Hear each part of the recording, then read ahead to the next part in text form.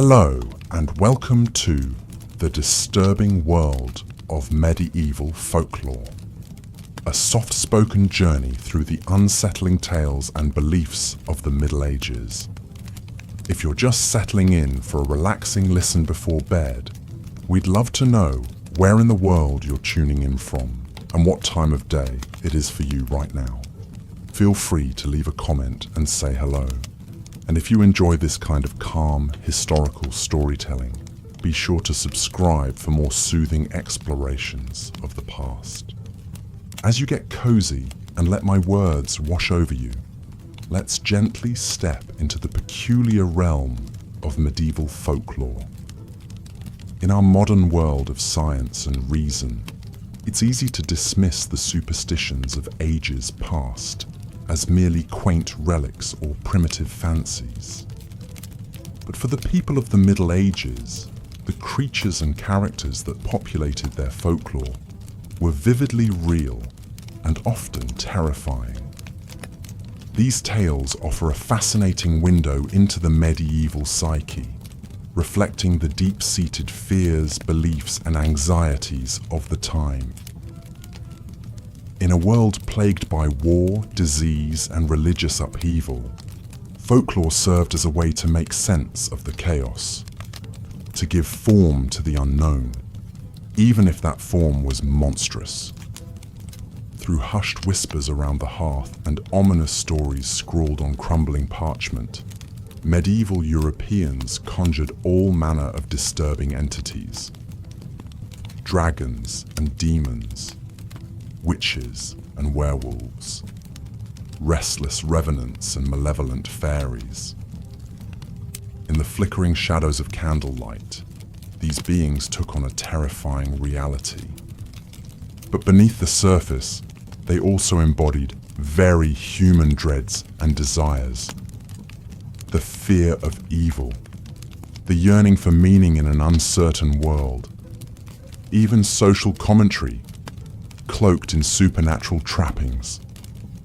By exploring the dark dreamscape of medieval folklore, we can better understand the hopes, doubts, and secret shadowy corners of the medieval mind. So in this tranquil series, we'll encounter some of the most intriguing figures, both human and otherworldly, that shaped the folklore of the Middle Ages. Through their stories, we'll untangle the rich and revealing web of medieval superstition. All in the same soothing tones, of course, to help you unwind and drift off. As we embark on this journey into the haunted past, let's first set the stage by examining the origins of medieval folklore itself. Like a patchwork quilt of history and myth, it drew on strands stretching back to antiquity. Long before the Middle Ages, pagan beliefs and superstitions held sway across Europe. Tales of capricious gods, nature spirits, and fearsome monsters were deeply woven into the fabric of pre-Christian cultures. The Vikings regaled each other with sagas of trolls and giants. Germanic tribes spun dark yarns of shape-shifting beasts. Celtic legends teemed with fairies both fair and foul. As Christianity spread its dominion, it didn't wholly erase these earlier traditions. Rather, many pagan motifs were absorbed and adapted, often given a new theological spin. The old gods became saints or demons. Magical creatures morphed into agents of divine intervention or diabolical temptation. Miracles and marvels found their way into Christian hagiographies and chronicles. Yet this process of assimilation was far from uniform. Across the patchwork of medieval kingdoms and principalities, folklore took on distinctive regional flavors. In the misty isles of Britain and Ireland, Celtic myths of fae folk persisted with particular potency. The dark forests of Central and Eastern Europe birthed their own unique tales of vampires and witches. Scandinavia's long winters nurtured bone-chilling sagas of Draugr and frost giants. Even as the Church sought to impose a common Christian culture, This kaleidoscope of regional lore lent medieval folklore its rich and varied hues. A strange tapestry of the universal and the local, the old and the new, the sacred and the profane. It was against this backdrop that the most iconic creatures of medieval folklore took shape, and few loomed as large in the medieval imagination as dragons. Hulking, serpentine, and wreathed in flames, these scaly behemoths were the ultimate embodiment of primal terror. In countless tales, they descended upon villages and monasteries, ravaging flocks and devouring maidens. Only the bravest knights could hope to vanquish these infernal foes, often with the aid of divine intervention. The Ramsund carving in Sweden, etched sometime in the 11th century, vividly depicts a classic dragon-slaying scene from Norse mythology. It shows Sigurd, the legendary hero, plunging his blade into the belly of the fell dragon Fafnir, a potent symbol of good triumphing over bestial evil. Yet dragons weren't just fearsome adversaries in medieval lore. They were also seen as powerful elemental forces, guarding vast hoards of treasure and ancient wisdom. To confront a dragon was to confront the wild, untamable aspects of nature and the self. In slaying the beast without, the hero also tamed the beast within. This duality found its ultimate expression in the legend of St. George and the dragon. According to the famous Golden Legend, George, a Roman soldier-turned-Christian martyr, rescued a Libyan city from a plague-bringing dragon. By vanquishing the monster and converting the grateful populace, he embodied the victory of faith over the forces of evil, both external and internal. George's tale spread far and wide in the Middle Ages, cementing his status as the patron saint of England and many other nations. Symbolically slaying the dragon became a common motif in religious art and architecture, a stirring reminder of Christianity's conquest over the old ways. But dragons were far from the only monsters to haunt the medieval psyche. Lurking in the uncharted corners of medieval maps, beyond the edges of the known world, all manner of dread beasts were said to dwell, and few were more feared than the leviathans of the deep. For medieval sailors, the open ocean was a realm of primal peril. Unforgiving tempests, uncharted shoals, and the ever-present threat of pirates were hazard enough. But in the swirling mists and inky depths, even more fearsome foes were believed to lurk. Gargantuan sea serpents, ship-swallowing whales, and all manner of scaly, tentacled terrors. The most famous of these aquatic nightmares was the kraken, a monstrous cephalopod said to drag whole ships and crews to their doom. Described as a sea monk or sea bishop for its eerily humanoid head, this unholy hybrid embodied the medieval dread of the ocean as a chaotic alien realm. A watery hell teeming with gods' discarded mistakes. Other tales spoke of the Hafgufa, a titanic sea monster capable of disguising itself as an island. Unwitting sailors would moor upon its back, only to be drowned when the creature plunged into the abyss. The line between animal and landscape blurred in these unnerving accounts, the familiar rendered strange and threatening. Even as medieval navigation advanced, unlocking new trade routes and distant lands, the primal power of sea monster legends endured. They gave voice to the perils of the unknown and the smallness of man against the vastness of God's creation.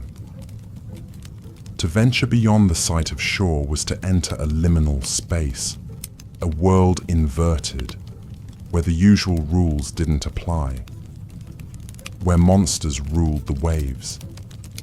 Indeed, this notion of a world turned upside down was a common thread in medieval folklore. a disturbing, dreamlike logic where the lines between life and death, human and beast, natural and supernatural, were blurred. And no figure embodied this unsettling liminality more than the revenant. In medieval lore, revenants were the unquiet dead, corpses reanimated through demonic possession or sheer force of will. Unlike the ghostly apparitions of later folklore, these undead beings were thought to physically rise from the grave, their bodies hideously bloated and incorruptible. The 12th century English historian William of Newburgh chronicled several chilling accounts of revenants stalking the living. In one tale, a formerly pious villager returns from the dead as a monstrous ghoul, his midnight rampages spreading pestilence and terror. Only when the townsfolk exhume the corpse and burn the heart is the nightmare ended. Such stories reflect the deep medieval anxiety surrounding death and the afterlife. In an age of recurrent plagues and low life expectancy, the ever-present spectre of mortality loomed large. Church doctrine held that the soul faced immediate judgment upon death, with eternal bliss or damnation hanging in the balance. But folklore often subverted this tidy eschatology. Tales of revenants suggested that the border between life and death was disturbingly porous. That damnation might not be as final as the priests proclaimed, that the corrupting taint of sin could animate the flesh beyond the grave. This morbid preoccupation with death gone awry even found its way into medieval jurisprudence. In some parts of Europe, suspected revenants were put on posthumous trial, their guilt determined by ordeal. A guilty verdict could result in staking, decapitation, or cremation of the offending corpse. As with many aspects of medieval folklore, there was a strong moralizing undercurrent to revenant tales. Those who returned as undead monsters were inevitably sinners in life: the greedy, the gluttonous, the ungodly. In death, their wickedness was literally made flesh, a grotesque object lesson in the wages of iniquity. Yet even as the church sought to co-opt these unsettling folk tales for didactic purposes, their power to disturb and unsettle endured. They tapped into primal human fears of death, decay, and the uncanny, fears that even the promise of heavenly salvation couldn't wholly allay. These eerie echoes of pagan myth and superstition found their way into the works of many medieval chroniclers and thinkers. But few embraced the bizarre quite so readily as Gervase of Tilbury. Born around 1150 in the English village of Tilbury, Gervase was a well-travelled cleric and scholar who served in the courts of several European monarchs. But he is best remembered today for his Otia Imperialia, or Recreation for an Emperor, a sprawling compendium of marvels, miracles, and outright oddities. Written around 1215 and dedicated to Holy Roman Emperor Otto IV, the Otia is a wild ride through the medieval imagination. Across 3 volumes, Gervase serves up a dizzying array of fantastical tales and pseudo-scientific speculations, all delivered with a straight-faced credulity that's both charming and unsettling.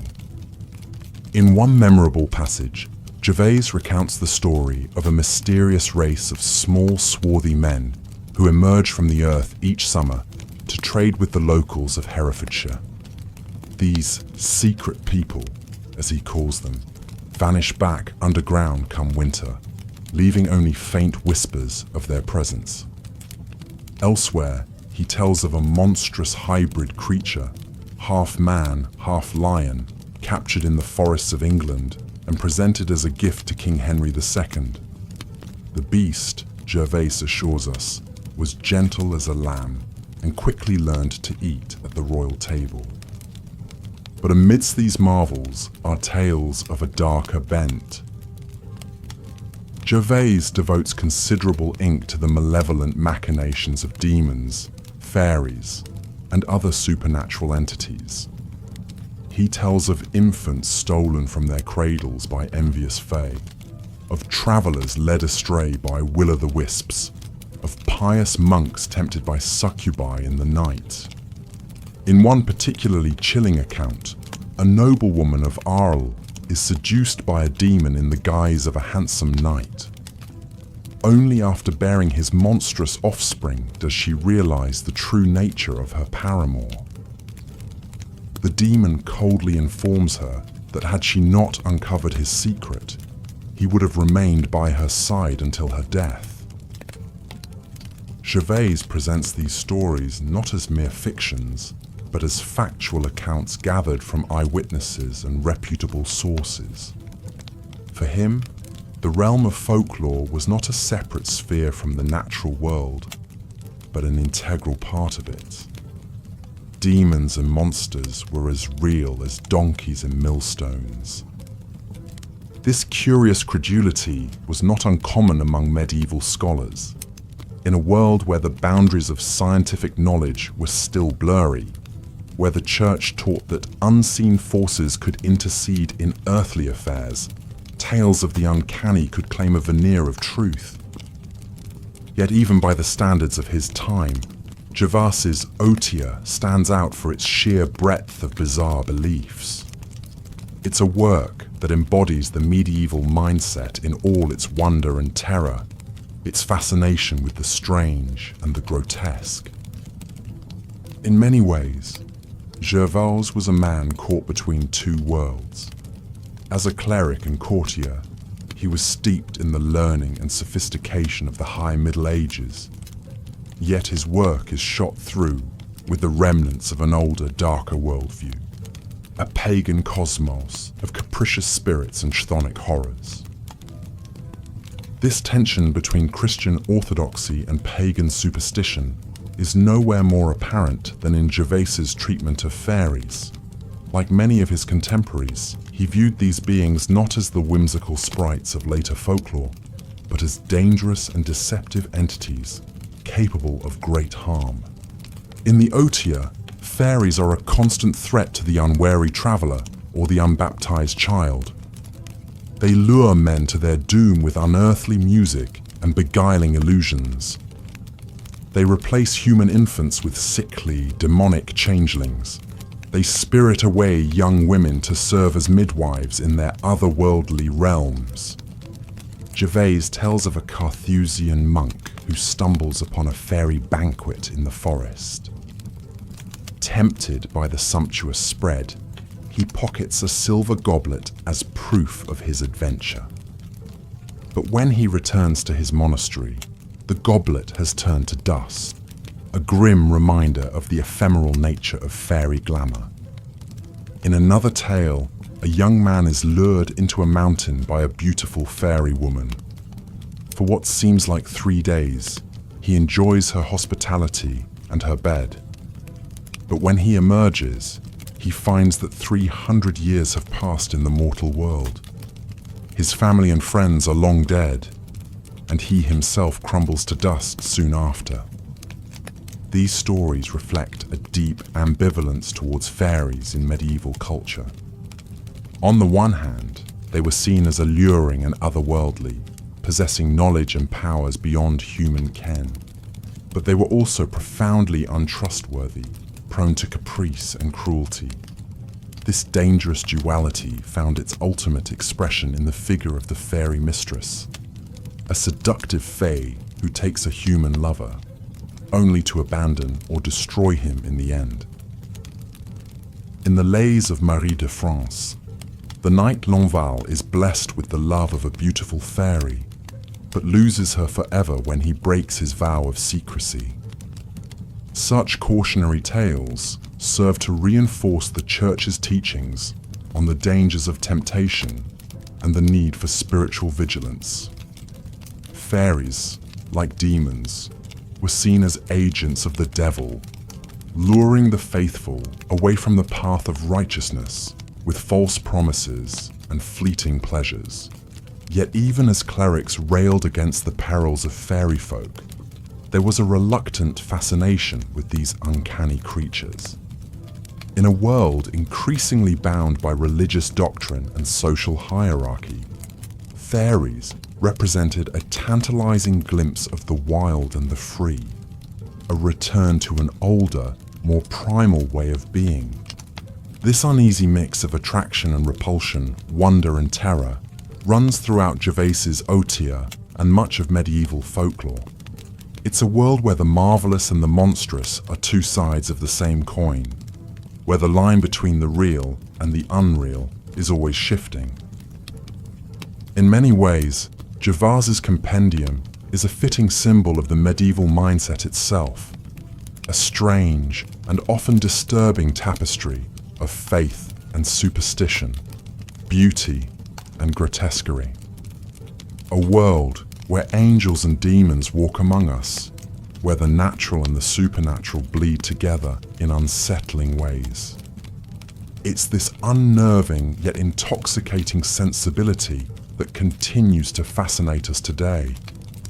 In a world of science and reason, the irrational still exerts a powerful pull on our imaginations.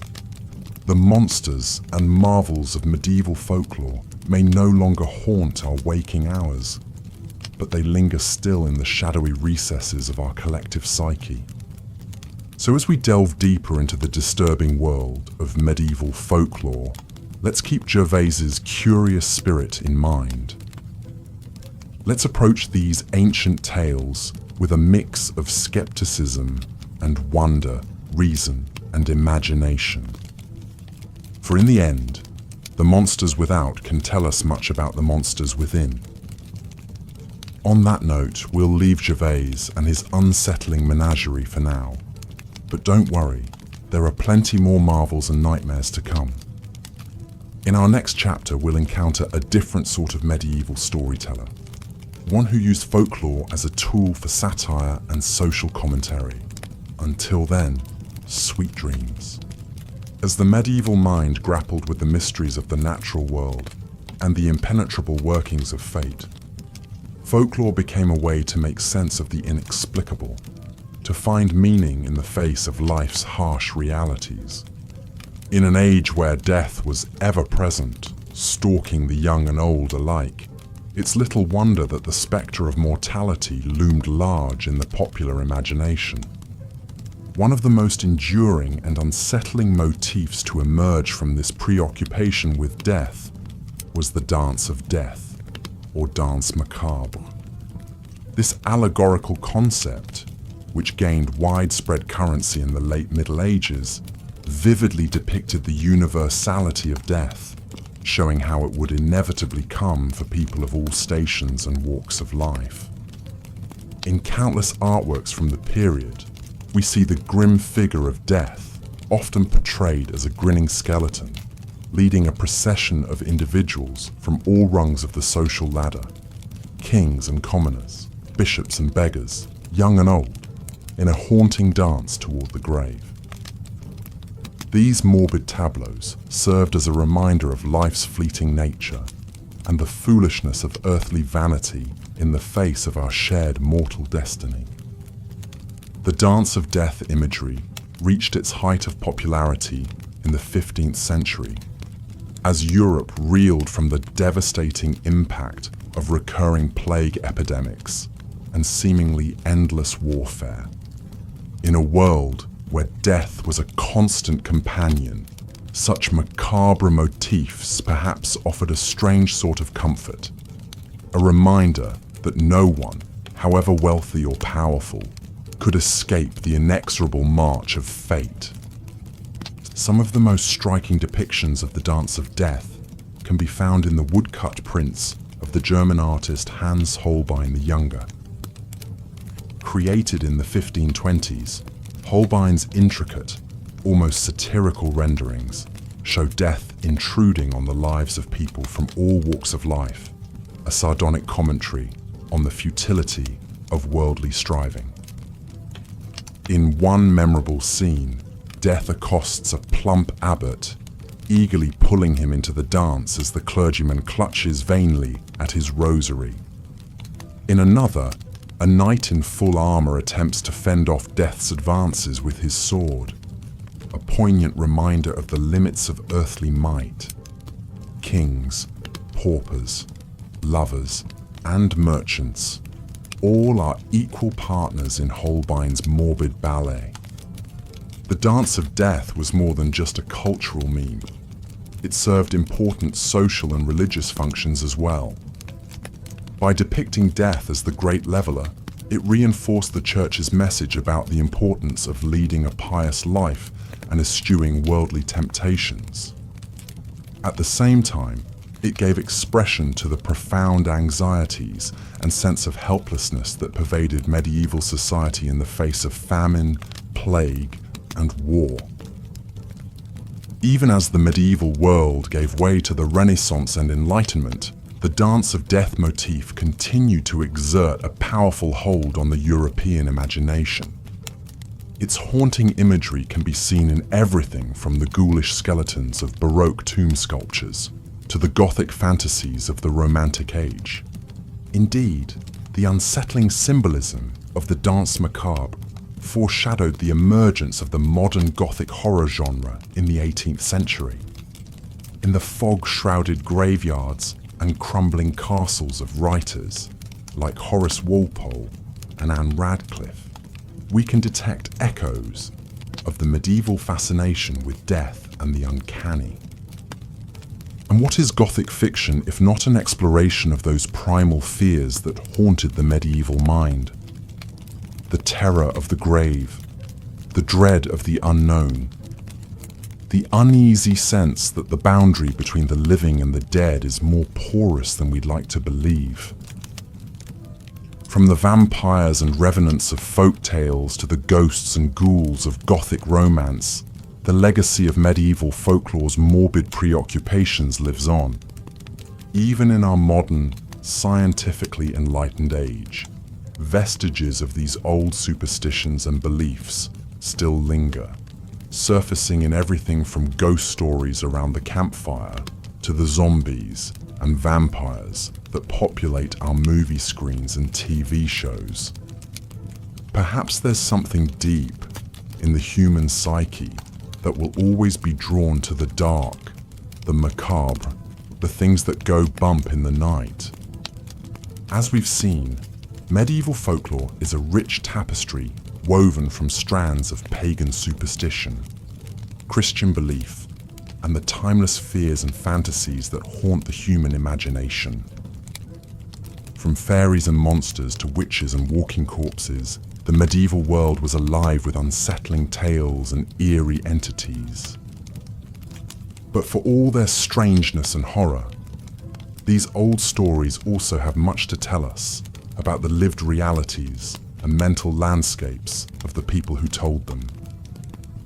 In a world where life was precarious and death always close at hand, folklore provided a way to make sense of the chaos, to find meaning and order in the face of the unknown.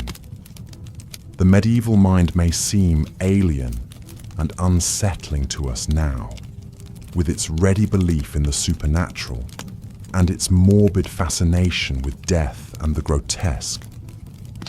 But perhaps, in the end, the fears and fantasies it expressed are not so different from our own.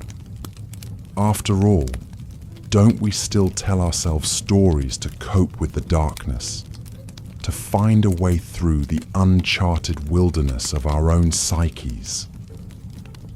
From the flickering shadows of the medieval fireside to the eerie glow of the movie screen, the power of folklore to disturb and delight us endures. As long as there is fear and wonder in the human heart, these old tales will continue to weave their spell, inviting us to peer into the dark mirrors of our own imaginations. And so, as we draw our exploration of medieval folklore to a close, we are left with a renewed appreciation for the power of stories to illuminate the human condition. to give shape and substance to our deepest fears and most ardent longings.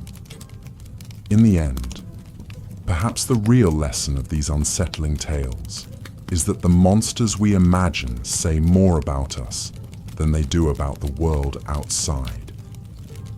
They are reflections of the strange and marvelous workings of the human mind, in all its darkness and all its wonder. So the next time you find yourself shivering at a ghost story or jumping at a bump in the night, remember, you're part of an ancient tradition, one that stretches back through the centuries to the haunted forests and fog-shrouded castles of the medieval imagination. And who knows, perhaps someday, centuries from now, our own fears and fantasies will be the stuff of legend, the folklore of a future age, no less strange and unsettling than the tales that troubled the sleep of our medieval forebears. For in the end, the power of folklore lies not in the truth or falsity of its claims, but in its ability to give voice to the deepest, most primal stirrings of the human heart.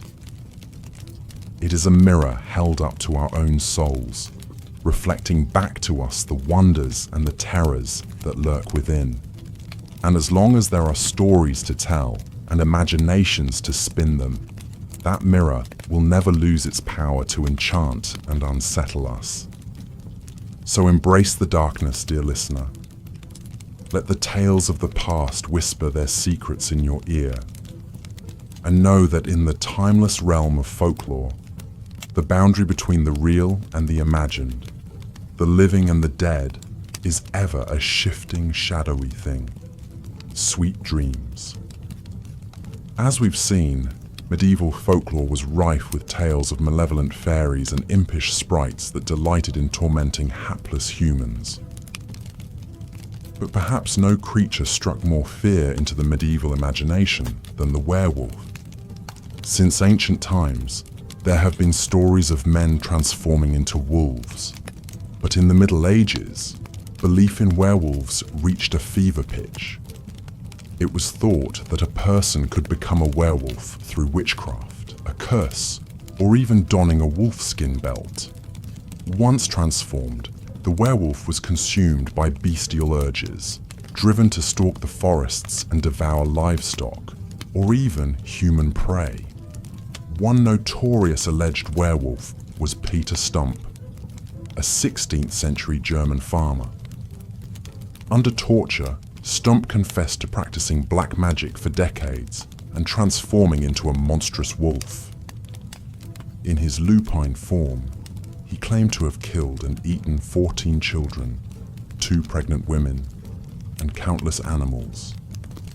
While Stump's confession was extracted by horrific means, it reflects the very real paranoia about werewolves that gripped medieval society.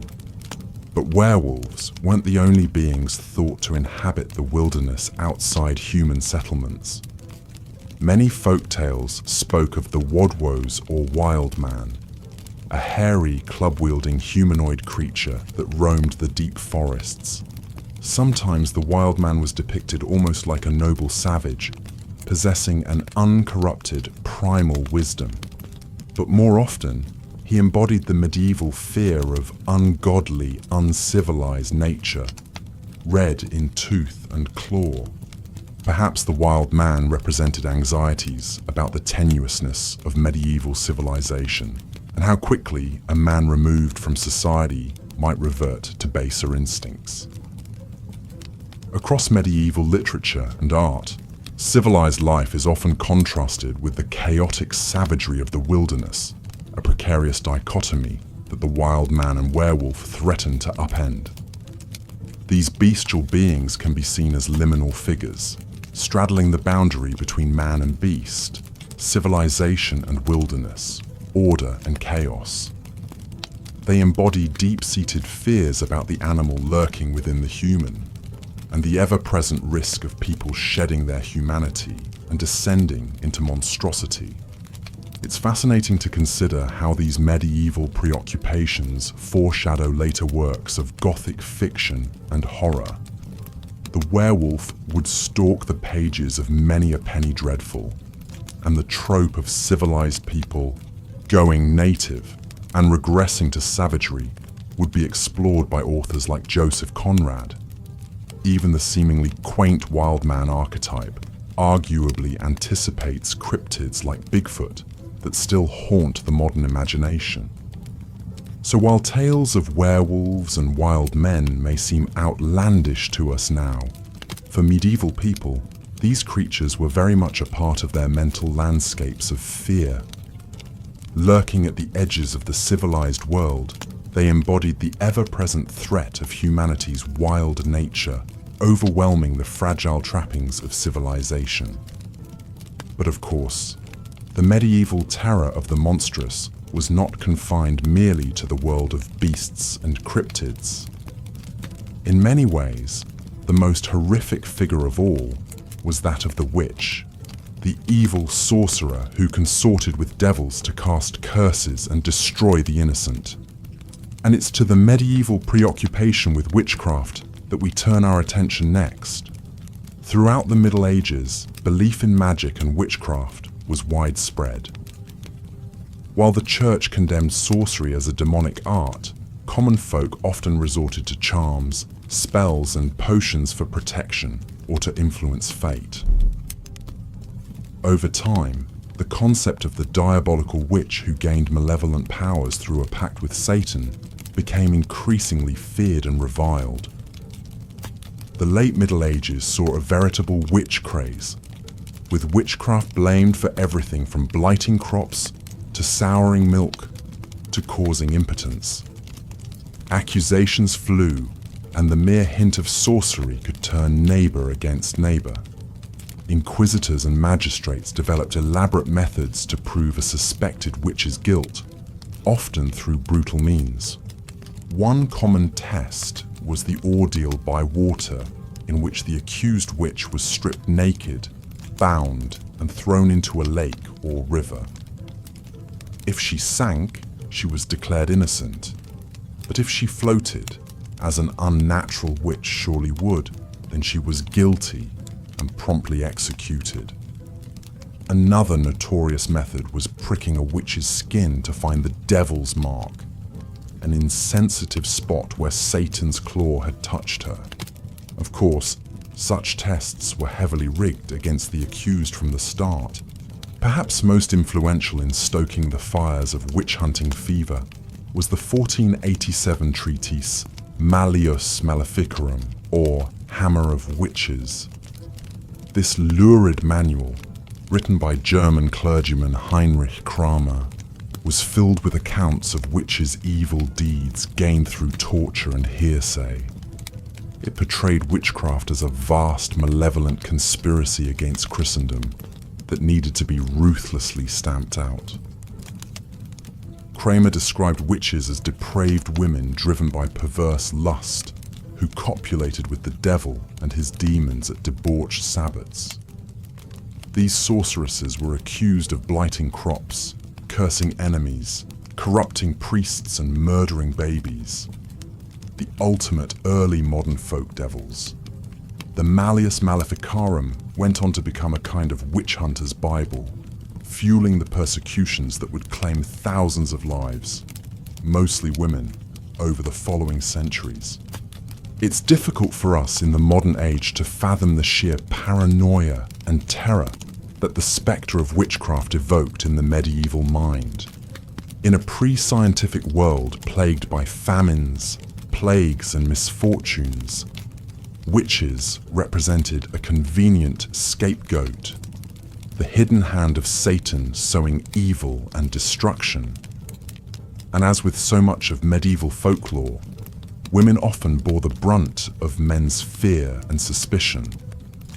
While we may scoff at medieval witch tests and lurid accounts of demonic pacts, echoes of this moral panic sadly persist even today.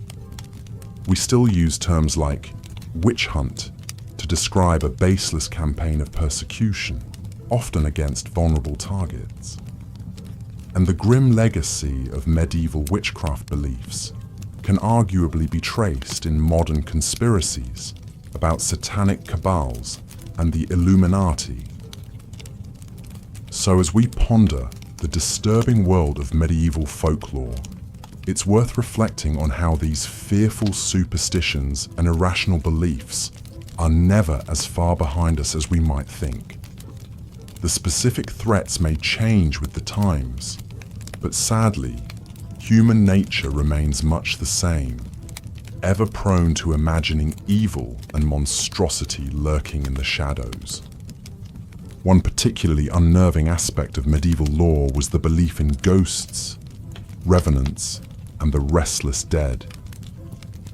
In an age of plagues and warfare, death was an ever-present spectre, and tales abounded of ghostly visitations and corpses rising from the grave to torment the living. The medieval view of death was often a macabre one, coloured by grim images and memento mori. In the wake of the devastating Black Death, gruesome depictions known as the Danse Macabre or Dance of Death became common, showing skeletons and rotting cadavers leading the living in a grim procession to the grave. These morbid allegories were meant to convey the universality of death and the fleeting nature of earthly vanities. But beyond allegorical skeletons, medieval folklore was rife with stories of very real ghosts and revenants stalking the land of the living. Many believed that those who died unshriven of their sins or suffered a particularly violent end were doomed to walk the earth as tormented spirits. Murderers, heretics, excommunicants, all were prime candidates to return as vengeful spectres. The 12th century English clergyman William of Newburgh chronicled many tales of sinful priests and corrupt noblemen rising from their tombs as grotesque, bloated corpses, spreading pestilence and assaulting the living. In one account, villagers even resorted to digging up a revenant corpse and burning its heart to banish the undead menace. Such grisly tales of the restless dead have obvious parallels with later vampire lore, and indeed, the medieval revenant can be seen as a precursor to the blood-sucking fiends of Gothic fiction. But for medieval folk, these were not mere chilling stories. They were very real perils to guard against. Numerous funerary practices emerged to prevent a corpse from rising again, such as placing heavy stones on the grave, burying bodies face down, or even staking suspected revenants through the heart. Apotropaic items like garlic, iron nails, or holy water were also employed in an attempt to keep the dead at rest. All of this macabre lore reflects the deep-seated medieval anxiety around death and decay, and the pervasive belief that the veil between the living and the dead was perilously thin. In an age where mortality loomed so large, is it any wonder that ghosts and ghouls featured so prominently in the medieval imagination? Even today, tales of hauntings and undead horrors retain their power to unsettle us on a primal level. While we may not share the superstitions of our medieval ancestors, the fear of death and what lies beyond is one that still runs deep in the human psyche. Through spine-chilling ghost stories and eerie tales of the walking dead, we continue to grapple with our own mortality and ponder the great unknowns that await us all in the end. And so, as our journey through the dark mythos of medieval Europe draws to a close, it's worth taking a moment to reflect on the enduring allure of these unsettling legends. Even across the vast gulf of centuries, the folklore of the Middle Ages still captivates us with its raw, primal power. Perhaps it's because these grim tales speak to something deep within the human condition, our perennial fears of the dark, of the unknown, of the beast within and without. By confronting these anxieties through myth and legend, medieval folk sought to impose some sense of meaning and order on a perilous and often inscrutable world. And while the dragons and wild men, witches and revenants of medieval lore may seem outlandish to modern sensibilities, they nonetheless laid the groundwork for so many enduring motifs in horror and Gothic fiction. Without the monstrous template of the werewolf, we wouldn't have tales like Dr. Jekyll and Mr. Hyde that explore the duality of human nature.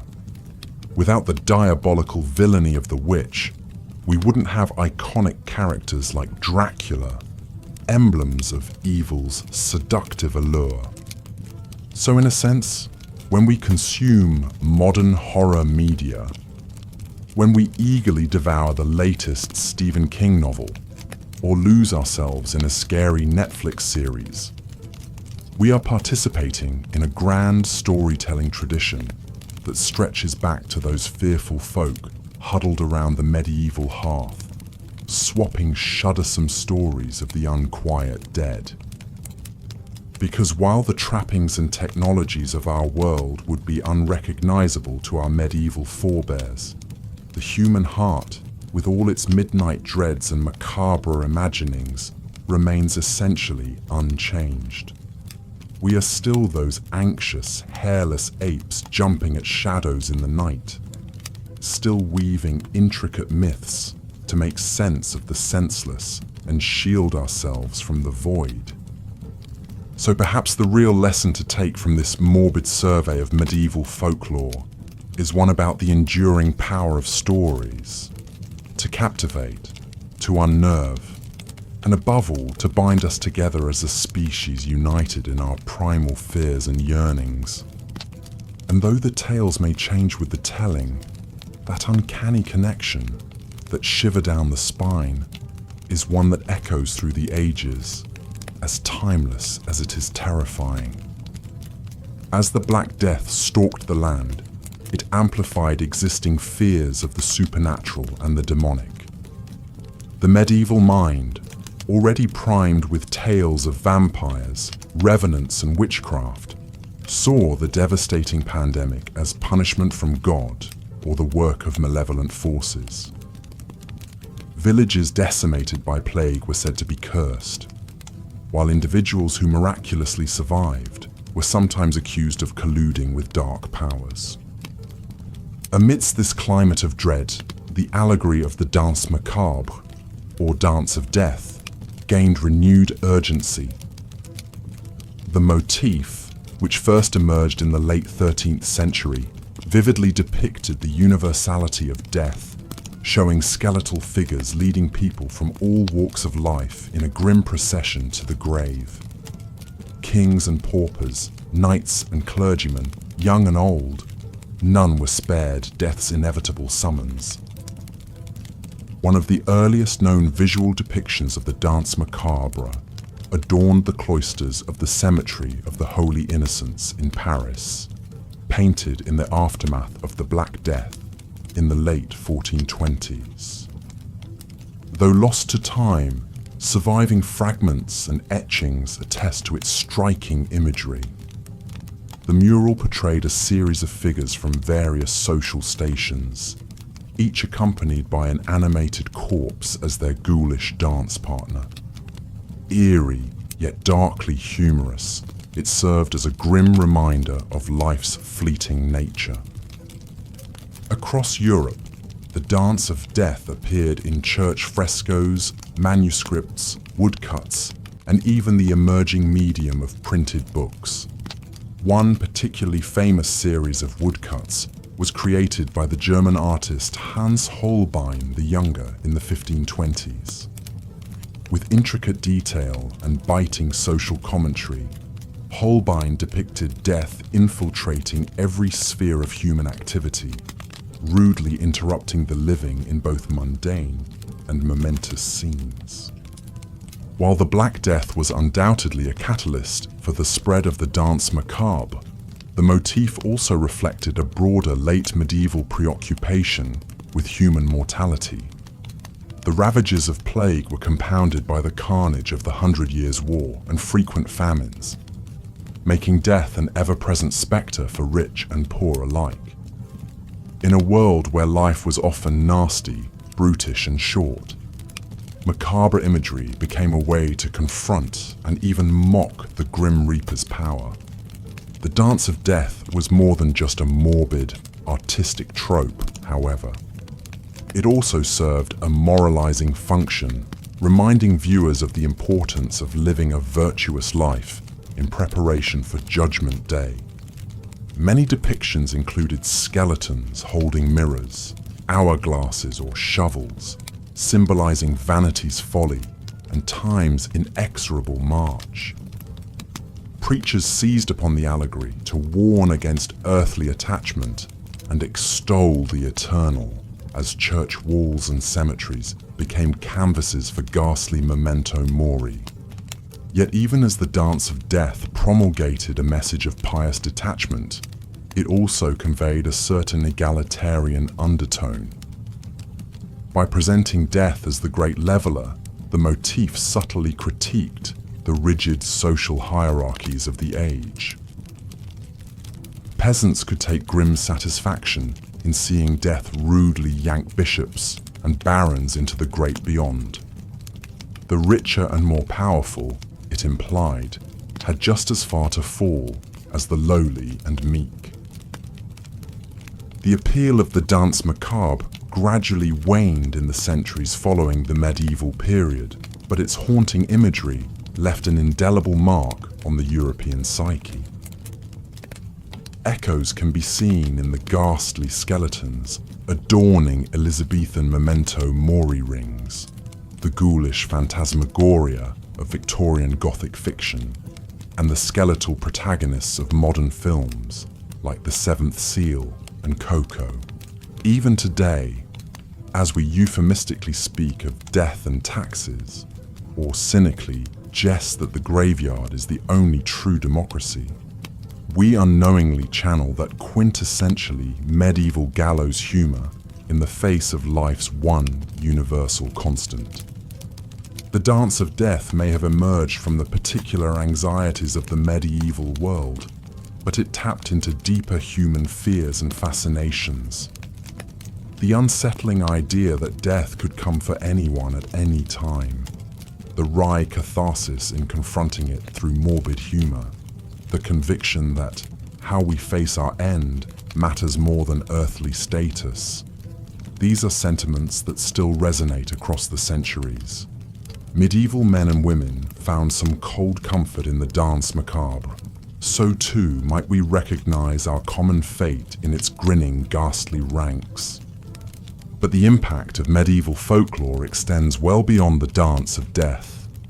The unsettling tales and superstitions of the Middle Ages, however alien they may seem to us today, laid the foundations for many enduring facets of popular culture. From the vampires and werewolves of Gothic fiction to the witches and fairies of modern fantasy, the archetypes born in medieval storytelling continue to stalk our collective imagination.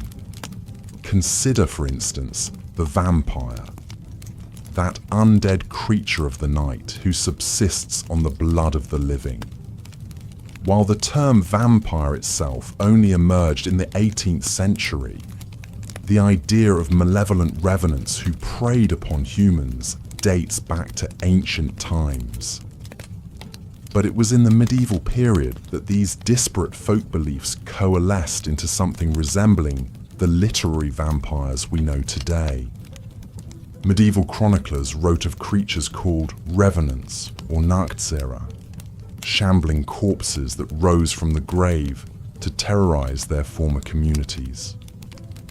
These undead beings were often associated with outbreaks of plague, as if the pestilence itself had reanimated the dead. To prevent their nocturnal predations, various gruesome measures were prescribed, such as driving stakes through corpses or placing bricks in their mouths. Such lurid tales paved the way for the first true literary vampires of the 18th century, like the titular terror in John Polidori's 1819 story, The Vampire. Later Victorian writers such as Sheridan Le Fanu and Bram Stoker fleshed out the vampire mythos, drawing heavily on Eastern European folklore with medieval roots. Even as vampires have evolved in popular culture, from the tormented romanticism of Anne Rice's Lestat to the sparkly heartthrobs of Twilight, they still retain traces of their medieval forebears: the undead revenant, the plague-bringer, the seducer and despoiler. Werewolves, too, can trace their literary lineage back to the Middle Ages. While tales of humans transforming into animals are found in the mythologies of many cultures, the specific idea of the werewolf, a man who becomes a ravening beast under the full moon, took shape in medieval folklore. Werewolves were seen as embodiments of man's bestial nature, the id unleashed by diabolical or occult forces. One of the earliest recorded werewolf tales comes from the 12th century chronicler Gervase of Tilbury, who recounted the story of a nobleman encounters a talking wolf in a forest. The wolf reveals himself to be a cursed knight, condemned to spend years in lupine form as penance for his sins. This sympathetic, even tragic portrayal presages later literary werewolves like the tortured protagonists of Guy Endor's The Werewolf of Paris or Universal's The Wolfman. Of course, not all medieval monsters received such nuanced treatment in modern adaptations. The wild men, those hirsute, club-wielding savages believed to haunt the untamed forests, evolved into the dim-witted, lumbering ogres of fairy tales and fantasy. Dragons, while still presented as formidable foes, often lost their satanic associations, becoming symbols of elemental chaos or even noble beasts in their own right. And the fairies of medieval lore, those capricious, often malevolent creatures who meddled in mortal affairs, underwent perhaps the most radical transformation of all. In the saccharine realm of Disney and Victorian children's tales, fairies became tiny, twinkly beings, more prone to mischief than malice.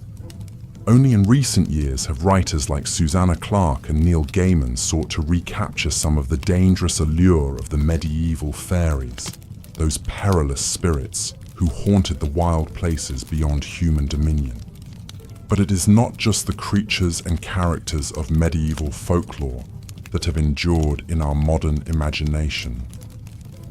The deeper themes and anxieties they embody still resonate with us, even if we are less inclined to interpret misfortune through a supernatural lens. The fear of the other, the unknown, the liminal, these are human constants, and the medieval mind simply clothed them in the garb of the monstrous and the uncanny.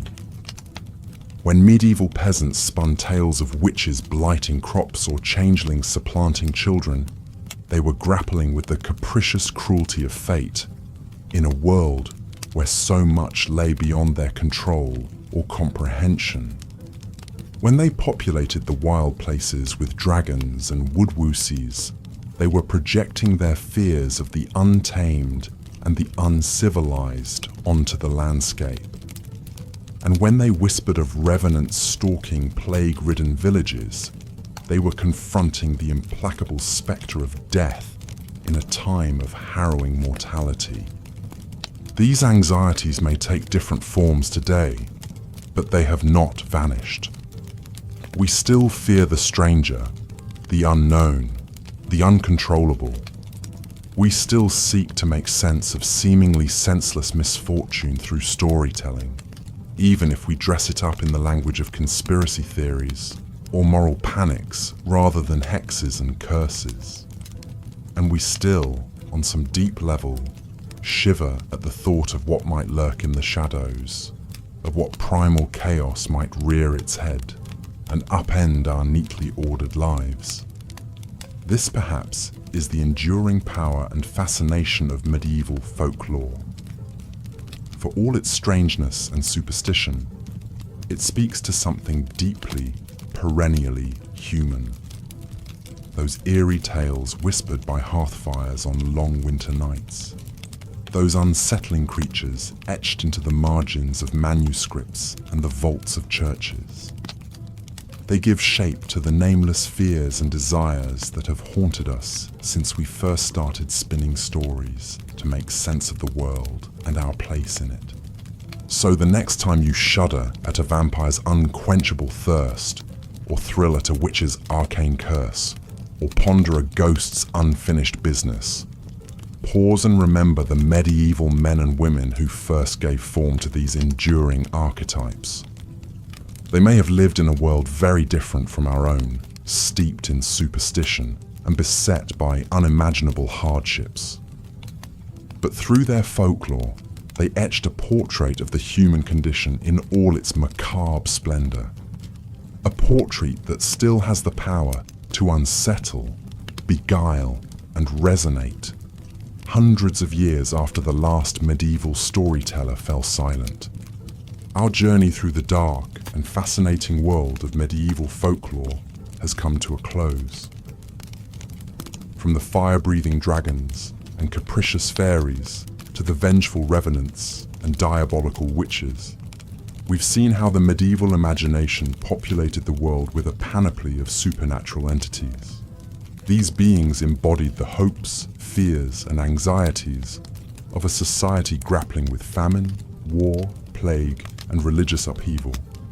A society where the veil between the natural and the supernatural often seemed perilously thin. We've met the chroniclers and storytellers who preserved these eerie tales for posterity. Men like Gervase of Tilbury, Walter Map, and Johannes Nyder, who trawled the highways and byways of folklore, even as they grappled with theological and philosophical conundrums. And we've seen how medieval folklore laid the foundations for many enduring genres of popular culture, from Gothic literature to modern horror cinema. But more than that, our exploration of medieval folklore has held up a mirror to the human psyche itself. For all their strangeness and specificity, these tales speak to universal fears and desires, the terror of the unknown, the longing for justice in an often capricious world, the uneasy awareness of our own mortality. They remind us that for all our technological and scientific advances, we are still the same storytelling species, spinning yarns to make sense of the world and our place in it. So let us not dismiss the folklore of the Middle Ages as mere peasant superstition or historical curiosity.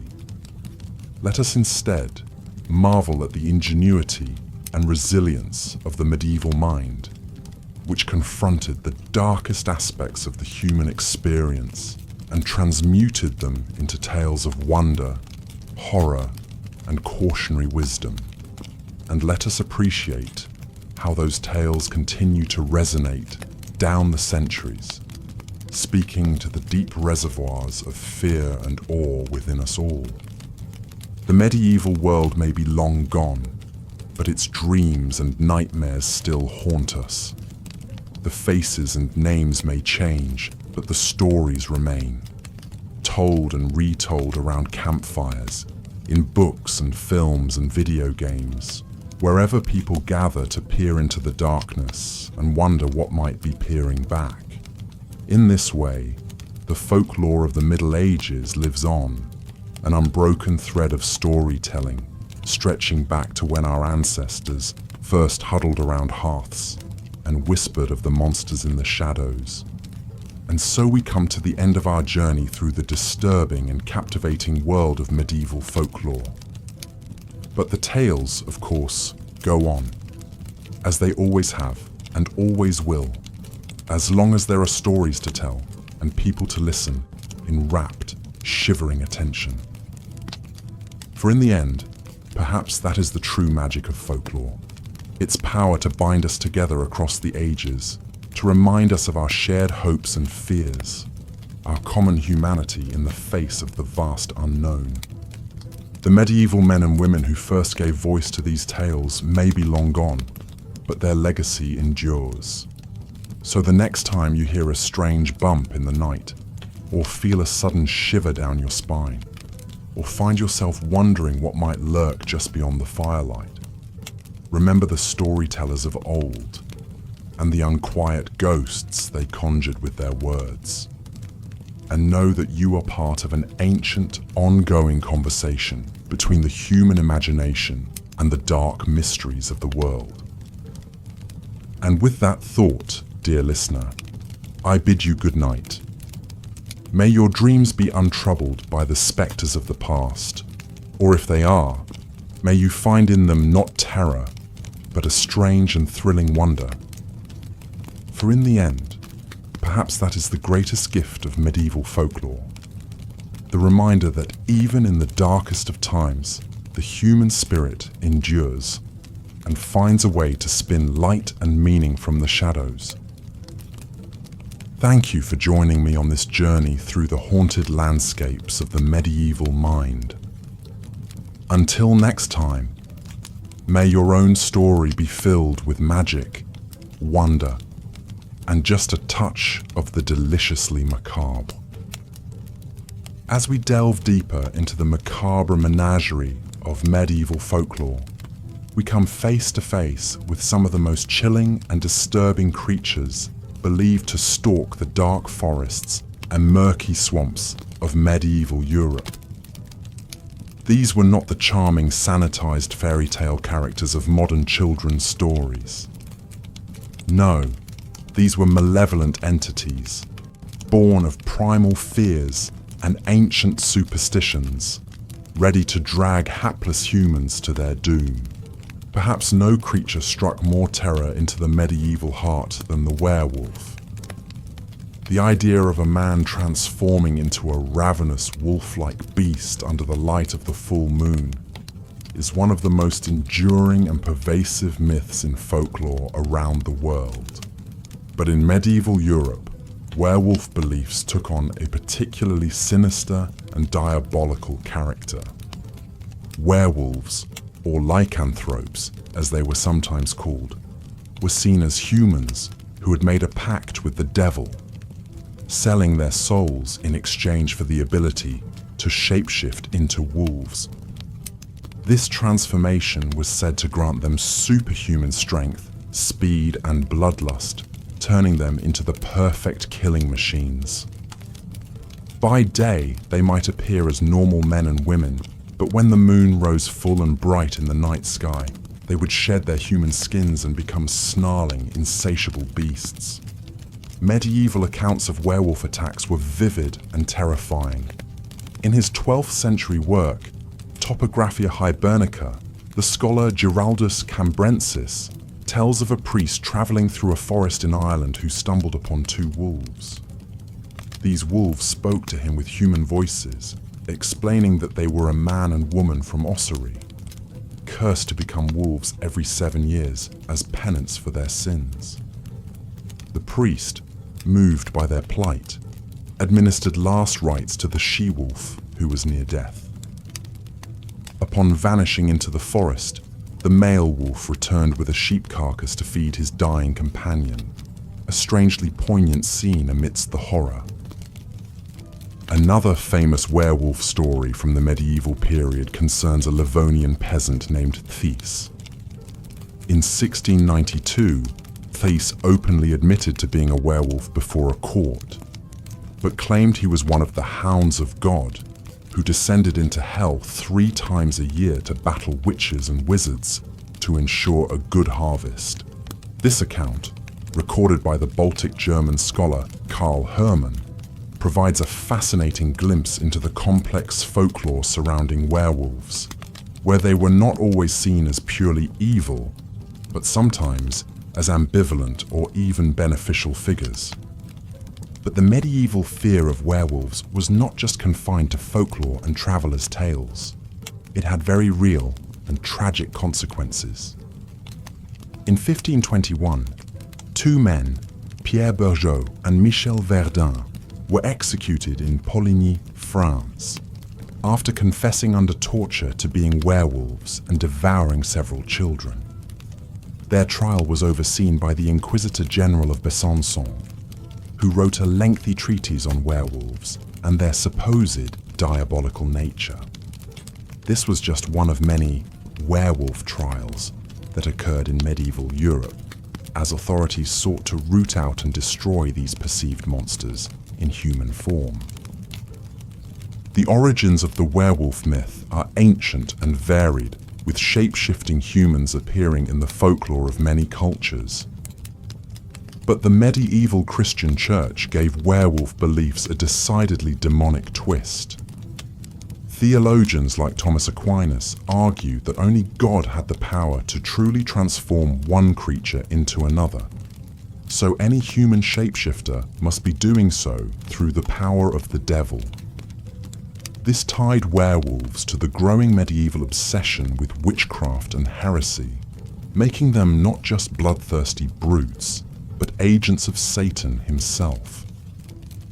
Werewolves also embodied deep-seated anxieties about the blurry boundary between man and beast, civilization and savagery. The medieval wilderness was seen as a place of danger and darkness, where wild animals and even wilder men lurked, ready to prey upon innocent travelers. Werewolves represented the ultimate fear of the wild consuming and corrupting the human, dragging men down into a state of animalistic depravity. This fear found expression in another common medieval motif, the wild man or woodwoes. These were hairy, naked, club-wielding men believed to haunt the deep forests of medieval Europe. They were sometimes depicted as noble savages, possessing a raw, primal strength and connection to nature. But more often, they were seen as brutish and dangerous, the antithesis of the civilized, courtly man. In medieval art, wild men were often shown being tamed or conquered by knights and saints, symbolizing the triumph of Christian civilization over pagan savagery.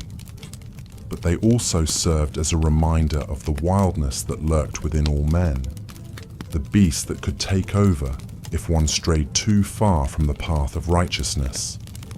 Both werewolves and wild men reflected the medieval belief in the inherent sinfulness and weakness of the flesh. The body was seen as a wild, unruly thing, constantly threatening to drag the soul down into depravity if not harshly controlled.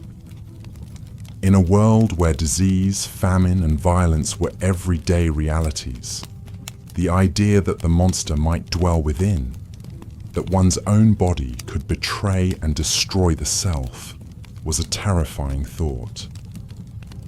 But medieval werewolf and wildman legends were not just expressions of fear and loathing for the body and the natural world. They also served as cautionary tales, warning of the dangers of social and moral transgression. To become a werewolf was to abandon one's humanity, to give in to base, animalistic impulses, and violate the God-given order of things. Wild men, too, represented a state of being outside the bounds of civilized society, a regression to a primitive pre-Christian state of savagery. In this sense, werewolf and wild man stories reinforce the importance of cleaving to one's proper place in the social hierarchy, of submitting to authority both secular and religious. To stray from the path, to give in to temptation and sin, was to risk losing not just one's soul, but one's very humanity. As the Middle Ages progressed, werewolf beliefs began to merge and overlap with the growing witch hunts that swept across Europe. Accused witches were often charged with shape-shifting into animals, including wolves, to carry out their nefarious deeds. The ability to transform into a wolf became yet another supposed sign of a witch's diabolical pact, further blurring the lines between folklore and reality. One particularly infamous case was that of Peter Stump, a German farmer executed in 1589. Under torture, Stump confessed to being a werewolf for over 25 years, claiming the devil had given him a magic belt that allowed him to transform into a monstrous wolf. In this form, he claimed to have killed and eaten 14 children, 2 pregnant women, and countless livestock. Stump was brutally executed on the breaking wheel, his flesh torn with red-hot pincers, his limbs broken, and his body finally beheaded. His head was placed on a pole as a warning to other would-be werewolves and witches. The Stump case highlights the increasingly sadistic and hysterical nature of werewolf and witch trials in the later medieval and early modern period. No longer just the stuff of campfire tales and lurid travelers' accounts. The werewolf had become a very real monster in the eyes of authorities, a demonic threat that had to be mercilessly rooted out and destroyed. But even as the smoke from the pyres of accused werewolves and witches began to fade, the werewolf's hold on the medieval imagination remained strong. In popular festivals like the Bavarian Fastnacht, revelers would dress up in wolf pelts and masks, evoking the wild man and werewolf legends in a strange blend of celebration and superstition. Even today, the image of the werewolf as a tortured, cursed soul, struggling against its own beastly nature, remains a potent and enduring one in horror fiction and film. Medieval werewolf legends, then, offer a fascinating and unsettling glimpse into the fears, anxieties, and beliefs of the time.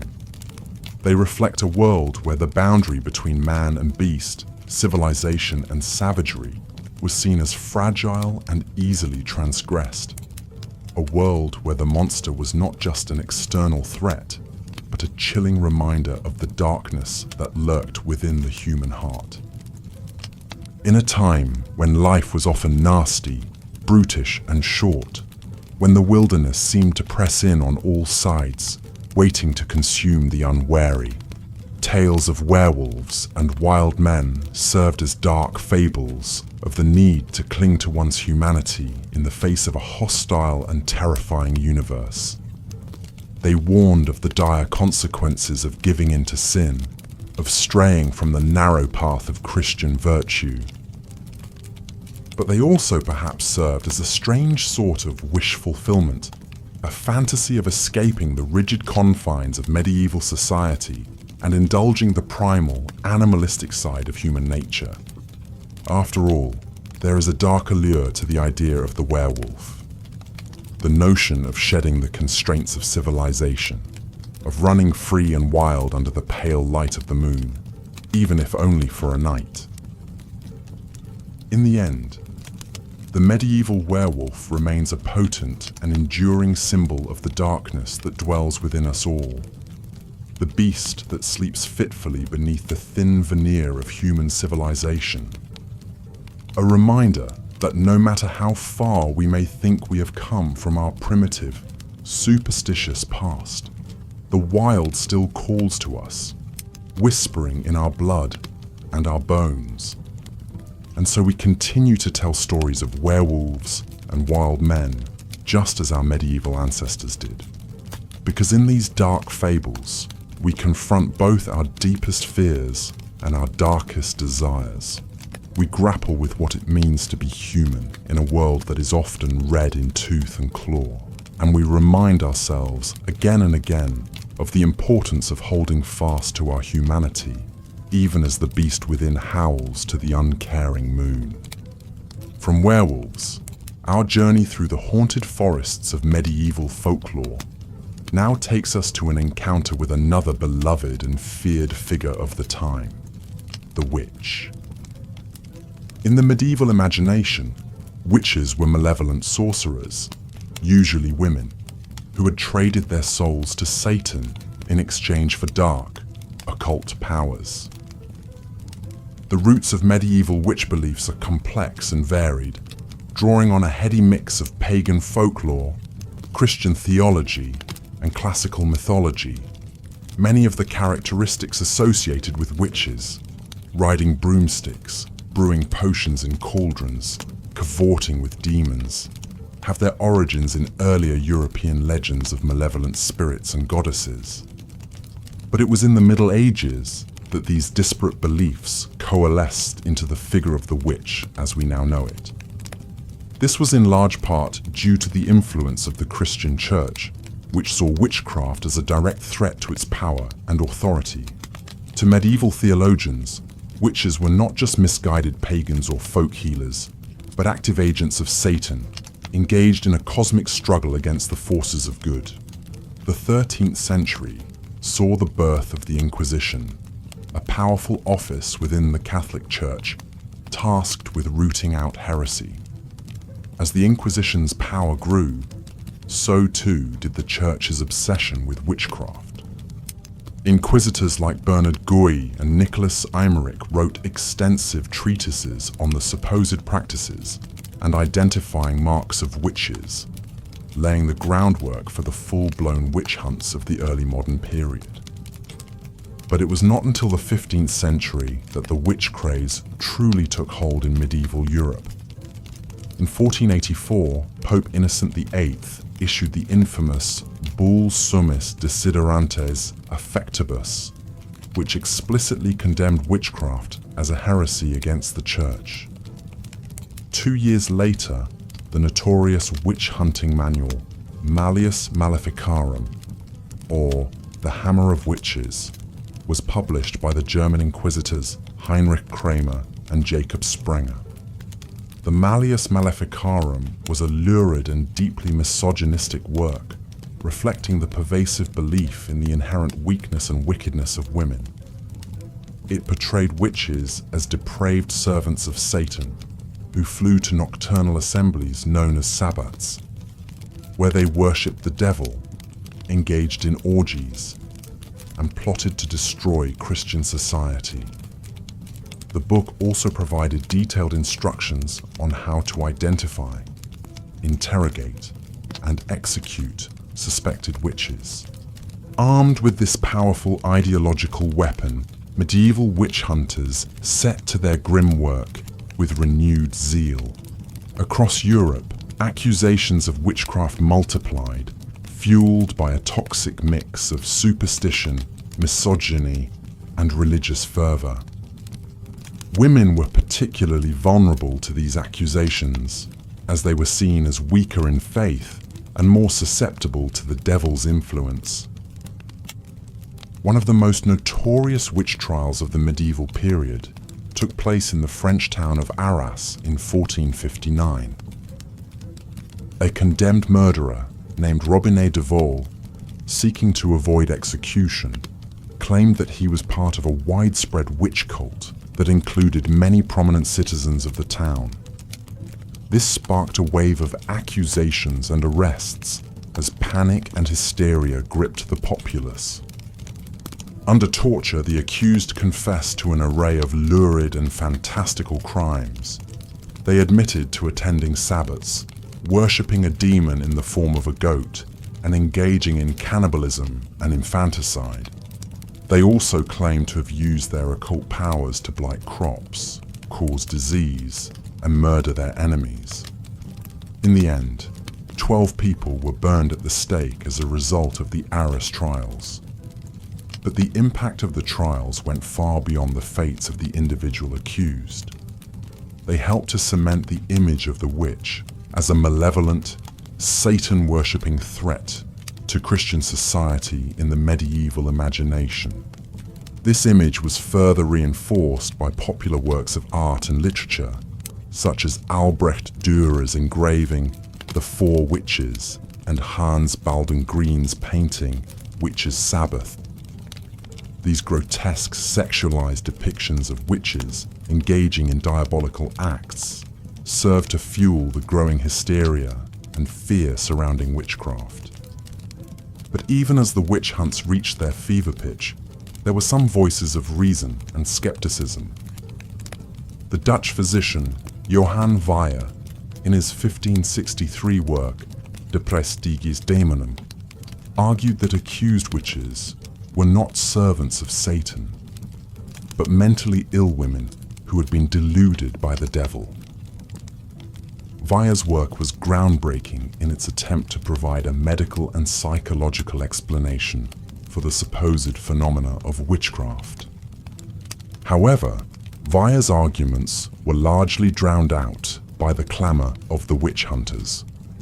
The persecution of alleged witches continued to escalate throughout the 16th and 17th centuries, reaching its horrific apex with the mass witch trials of the early modern period. It's estimated that between 40,000 and 60,000 people, mostly women, were executed for witchcraft in Europe between the 15th and 18th centuries. The legacy of the medieval witch hunts is a dark and disturbing one. They reflect a time when superstition, misogyny, and religious fanaticism combined to create an atmosphere of terror and persecution. Countless innocent lives were destroyed on the pyre and the rack, as the spectre of the witch loomed large in the medieval psyche.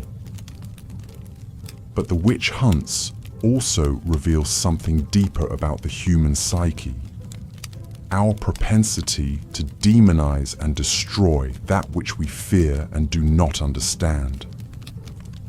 The figure of the witch became a scapegoat for all the ills and anxieties of medieval society, from crop failures and disease outbreaks to sexual frustration and social upheaval.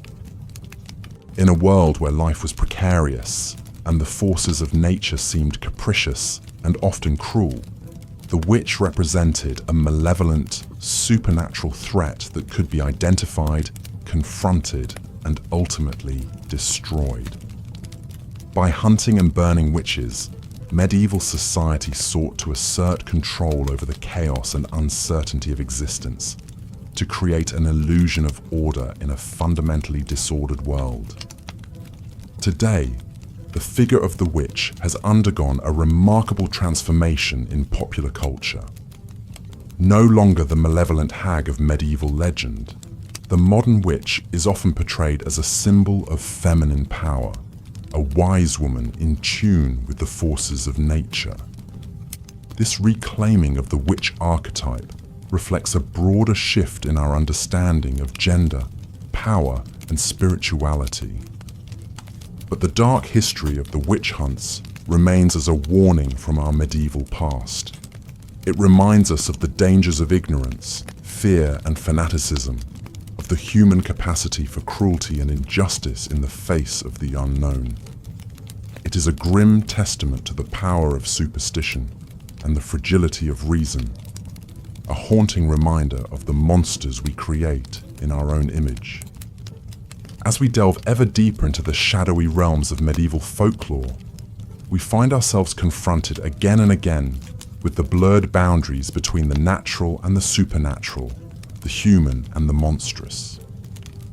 In a world where life was often short, brutal, and unpredictable, these dark tales served as a way to make sense of the chaos, to give shape and form to the nameless terrors that stalked the edges of the firelight. From the ravenous werewolves prowling the forests to the malevolent witches brewing their potions in the shadows, the creatures of medieval folklore embody the deepest fears and anxieties of a society living in a constant state of precarity. They are the manifestations of the wild, untamed forces that threaten to engulf the fragile order of medieval life at any moment. But these monsters also serve as dark mirrors for the human condition, reflecting back to us our own capacity for savagery, for transgression, for the violation of sacred bonds and taboos. In the figure of the werewolf, we confront the beast within, the primal animalistic urges that lurk beneath the veneer of. As Gervase of Tilbury regaled his readers with disturbing tales of devilish imps and sinister spirits, another 12th century scholar was also chronicling the bizarre beliefs of his time. Walter Map, a courtier in the service of King Henry II of England, left behind a strange compendium known as De Nugis Curialium, or Courtier's Trifles. Despite the dismissive title, Map's eclectic collection of anecdotes, rumours, and folklore provides a fascinating glimpse into the medieval imagination. Born around 1140 in Herefordshire, Walter Map studied at the University of Paris before entering royal service. He held various ecclesiastical positions, including a canonship at St. Paul's Cathedral in London and the office of Chancellor of Lincoln.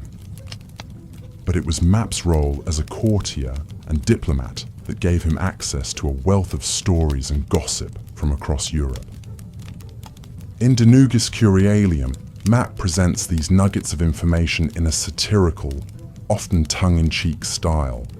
His irreverent tone sets him apart from more sober chroniclers like Gervase of Tilbury. Map delights in poking fun at the foibles of the nobility and clergy, painting a picture of a court rife with scandal and intrigue. But amidst the barbed witticisms, Map also relates a number of unsettling supernatural tales. One memorable account tells of a young man from Herefordshire who ventures into a dense forest and encounters a strange being. A spectral knight astride a jet-black horse. The ghostly figure challenges the youth to a jousting match, promising great rewards if he wins. Tempted by greed, the young man agrees, only to be unhorsed and dragged away to the knight's unearthly realm, never to be seen again. Map presents this story as a moral warning against the dangers of pride and avarice. But it also reflects a common medieval belief in supernatural entities lurking at the edges of the human world, ready to lure the unwary to their doom. Like the fairies and demons described by Gervase of Tilbury, Map's Phantom Knight inhabits a liminal space between the natural and the uncanny. Another tale in De Nugis Curialium hints at the medieval fascination with shape-shifting creatures. Map recounts the story of a soldier named Scaver, who discovers that his wife is secretly a witch. Each night, she anoints herself with a magic salve that allows her to transform into a raven and fly away. Curious, Scaver tries the ointment himself and turns into a hawk. He flies to a nearby house where he witnesses a gathering of witches, including his wife, plotting evil deeds. This anecdote foreshadows the growing obsession with witchcraft that would grip Europe in the coming centuries. The idea of humans, especially women, transforming into animals was a common trope in medieval witch trials. It played on deep-seated fears about the blurring of boundaries between the human and the bestial. Map's witch story also reflects the misogynistic attitudes of the time, which cast women as inherently prone to deception and sin. This suspicion of the feminine was deeply entangled with superstitions about magic and demonic seduction. In the centuries to come, it would fuel the fires of the witch hunts that claimed countless lives. Throughout De Nugis Curialium, Walter Map walks a fine line between credulity and skepticism. He relates supernatural stories with a straight face, but also hints at their dubious veracity. Map's ambiguous stance reflects the complex attitudes of medieval intellectuals toward folklore and superstition. While many scholars denounced belief in fairies and magic as peasant ignorance or pagan delusion, they also couldn't resist the lure of a good ghost story. For Walter Map and his contemporaries, tales of the uncanny served both as entertainment and as moral instruction. They warned of the dangers of straying from the path of Christian virtue, while also titillating audiences with glimpses of a darker, more mysterious world. Map's impish prose style, full of clever wordplay and sly asides, heightens this sense of ambiguity. Is he mocking the tall tales he relates, even as he claims to believe them? In one memorable passage, Map describes a greedy cleric who exacts unlawful tolls from his parishioners. As divine punishment, the priest is haunted by a talking fox who disrupts his sermons with sarcastic japes. Whenever the cleric preaches about the evils of greed, the fox interjects with cries of, "You should know." Map presents this tale of a humiliated hypocrite as just desserts for clerical corruption. But he also seems to delight in the comic absurdity of a man arguing with a supernaturally garrulous woodland creature.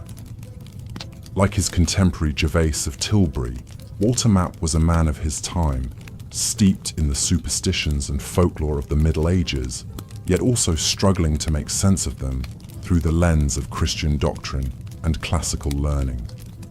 His De Nugis Curialium is a monument to the medieval fascination with the bizarre, the miraculous, and the downright unsettling. Map's book enjoyed wide circulation, with over 50 manuscript copies surviving to the present day. Its influence can be seen in later medieval writers like Gerald of Wales, who also dabbled in tales of the supernatural. Some scholars have even suggested that Map's work may have influenced the development of Arthurian legend, with its rich vein of magical marvels and uncanny encounters. But Walter Map's true legacy lies in the enduring power of the stories he helped to preserve. His irreverent retellings of age-old folk tales and snippets of medieval rumor offer us a glimpse into the fears and fantasies of a long-vanished world. Like the mischievous sprites and impish fairies that haunt the pages of De Nugis Curialium, Map's tall tales continue to work their magic on our imaginations, unsettling and enchanting us in equal measure. As the Middle Ages wore on, belief in malevolent fairies and shape-shifting witches would take an increasingly dark turn. The once playful folk traditions of an earlier era would be recast as diabolical threats, to be stamped out by zealous inquisitors. Lurking beneath the surface of Walter Map's satirical sallies and Gervase of Tilbury's earnest anecdotes were the seeds of a more sinister strain of superstition. In the centuries to come, the medieval obsession with the uncanny would reach a terrible crescendo in the witch hunts that swept across Europe. Countless innocent lives would be destroyed by the fear and paranoia, unleashed by this twisted fusion of folklore and religious fervor.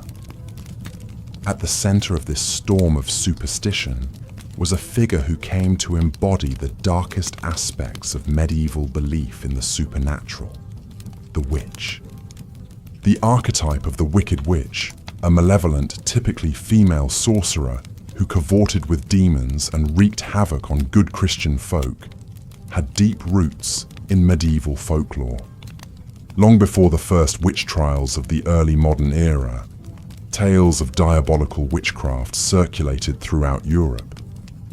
These stories drew on a rich brew of pagan superstitions, biblical traditions, and misogynistic stereotypes. In the popular imagination, witches were seen as the antithesis of proper Christian womanhood. Instead of being chaste, obedient, and pious, they were portrayed as lustful, rebellious, and utterly depraved. Accused witches were often poor, elderly women who lived on the margins of society. Their very existence seemed to threaten the paternalistic order of the medieval world. The late Middle Ages saw an upsurge in fear and fascination with witchcraft, fueled in part by the trauma of the Black Death and the social upheaval of the period. As the old feudal order crumbled and traditional beliefs were challenged by new ideas, many clung ever more tightly to superstition as a source of certainty in an uncertain world. It was in this charged atmosphere that witch trials began to proliferate across Europe. The first major outbreak occurred in the French-Swiss border region in the early 15th century. Over the next 200 years, witch hunts would claim an estimated 50,000 lives, the vast majority of them women. The methods used to root out suspected witches were as cruel as they were absurd. Accused women were subjected to brutal interrogations, often under torture, until they confessed to fantastical crimes like flying to Sabbaths, copulating with demons, and blighting crops. Once a confession was extracted, the alleged witch was typically sentenced to death by burning at the stake. One of the most influential texts in the burgeoning field of witch hunting was the Formicarius, or Book of Ants, written by the German theologian Johannes Nieder in the 1430s. Nieder was a Dominican friar and religious reformer who saw the fight against witchcraft as part of a broader crusade to purify the church and stamp out heresy. In the Formicarius, Nieder paints a lurid picture of witches as depraved servants of Satan, who renounced their baptism and engaged in all manner of unspeakable acts. He describes witches flying to nocturnal gatherings where they worshipped the devil, desecrated the Eucharist, and plotted evil deeds against their neighbors. Nieder's vivid accounts of witches' Sabbaths and malefic magic helped to solidify the stereotype of the diabolical witch in the medieval imagination. His work was widely read and cited by later witch hunters, who used it as a kind of field guide for identifying and prosecuting suspected sorcerers. But even as the Formicarius fueled the fires of witch hunting further, it also betrayed a deep unease with the very superstitions it sought to combat. Nieder was a learned man, steeped in the scholastic tradition of rational inquiry. He recognized that many accusations of witchcraft were rooted in ignorance, malice, or delusion. In one passage, Nieder relates the story of a woman who was accused of witchcraft after a neighbor dreamed that she had cursed him. Under torture, the woman confessed to a host of fantastical crimes, from flying on a broomstick to giving birth to a litter of monstrous toads. Yet Nieder expresses skepticism about the veracity of these claims, noting that they were extracted under duress and bore all the hallmarks of false confession. This ambivalence reflects the complex attitudes of medieval intellectuals toward witchcraft and superstition. On the one hand, theologians like Nieder saw belief in sorcery as a dangerous delusion, a relic of pagan ignorance that needed to be stamped out. On the other hand, they couldn't entirely dismiss the power of the supernatural, which was woven into the very fabric of Christian doctrine. After all, if God could work miracles and demons could possess the unwary, who was to say that witches couldn't fly through the night or blight crops with their curses? The line between orthodoxy and superstition was often blurry, and even the most learned clergymen could find themselves caught up in the fever dream of the witch hunt. As the medieval world gave way to the early modern era, the witch craze reached its terrible apex. The publication of the notorious Malleus Maleficarum, or Hammer of Witches, in 1487 codified the methods of witch hunting and helped to spread the contagion of superstition across Europe. Over the next 2 centuries, thousands of women and some men would be tortured, hanged, or burned alive for the crime of witchcraft. The legacy of the witch hunts still haunts us today, a reminder of the terrible costs of unchecked superstition and scapegoating.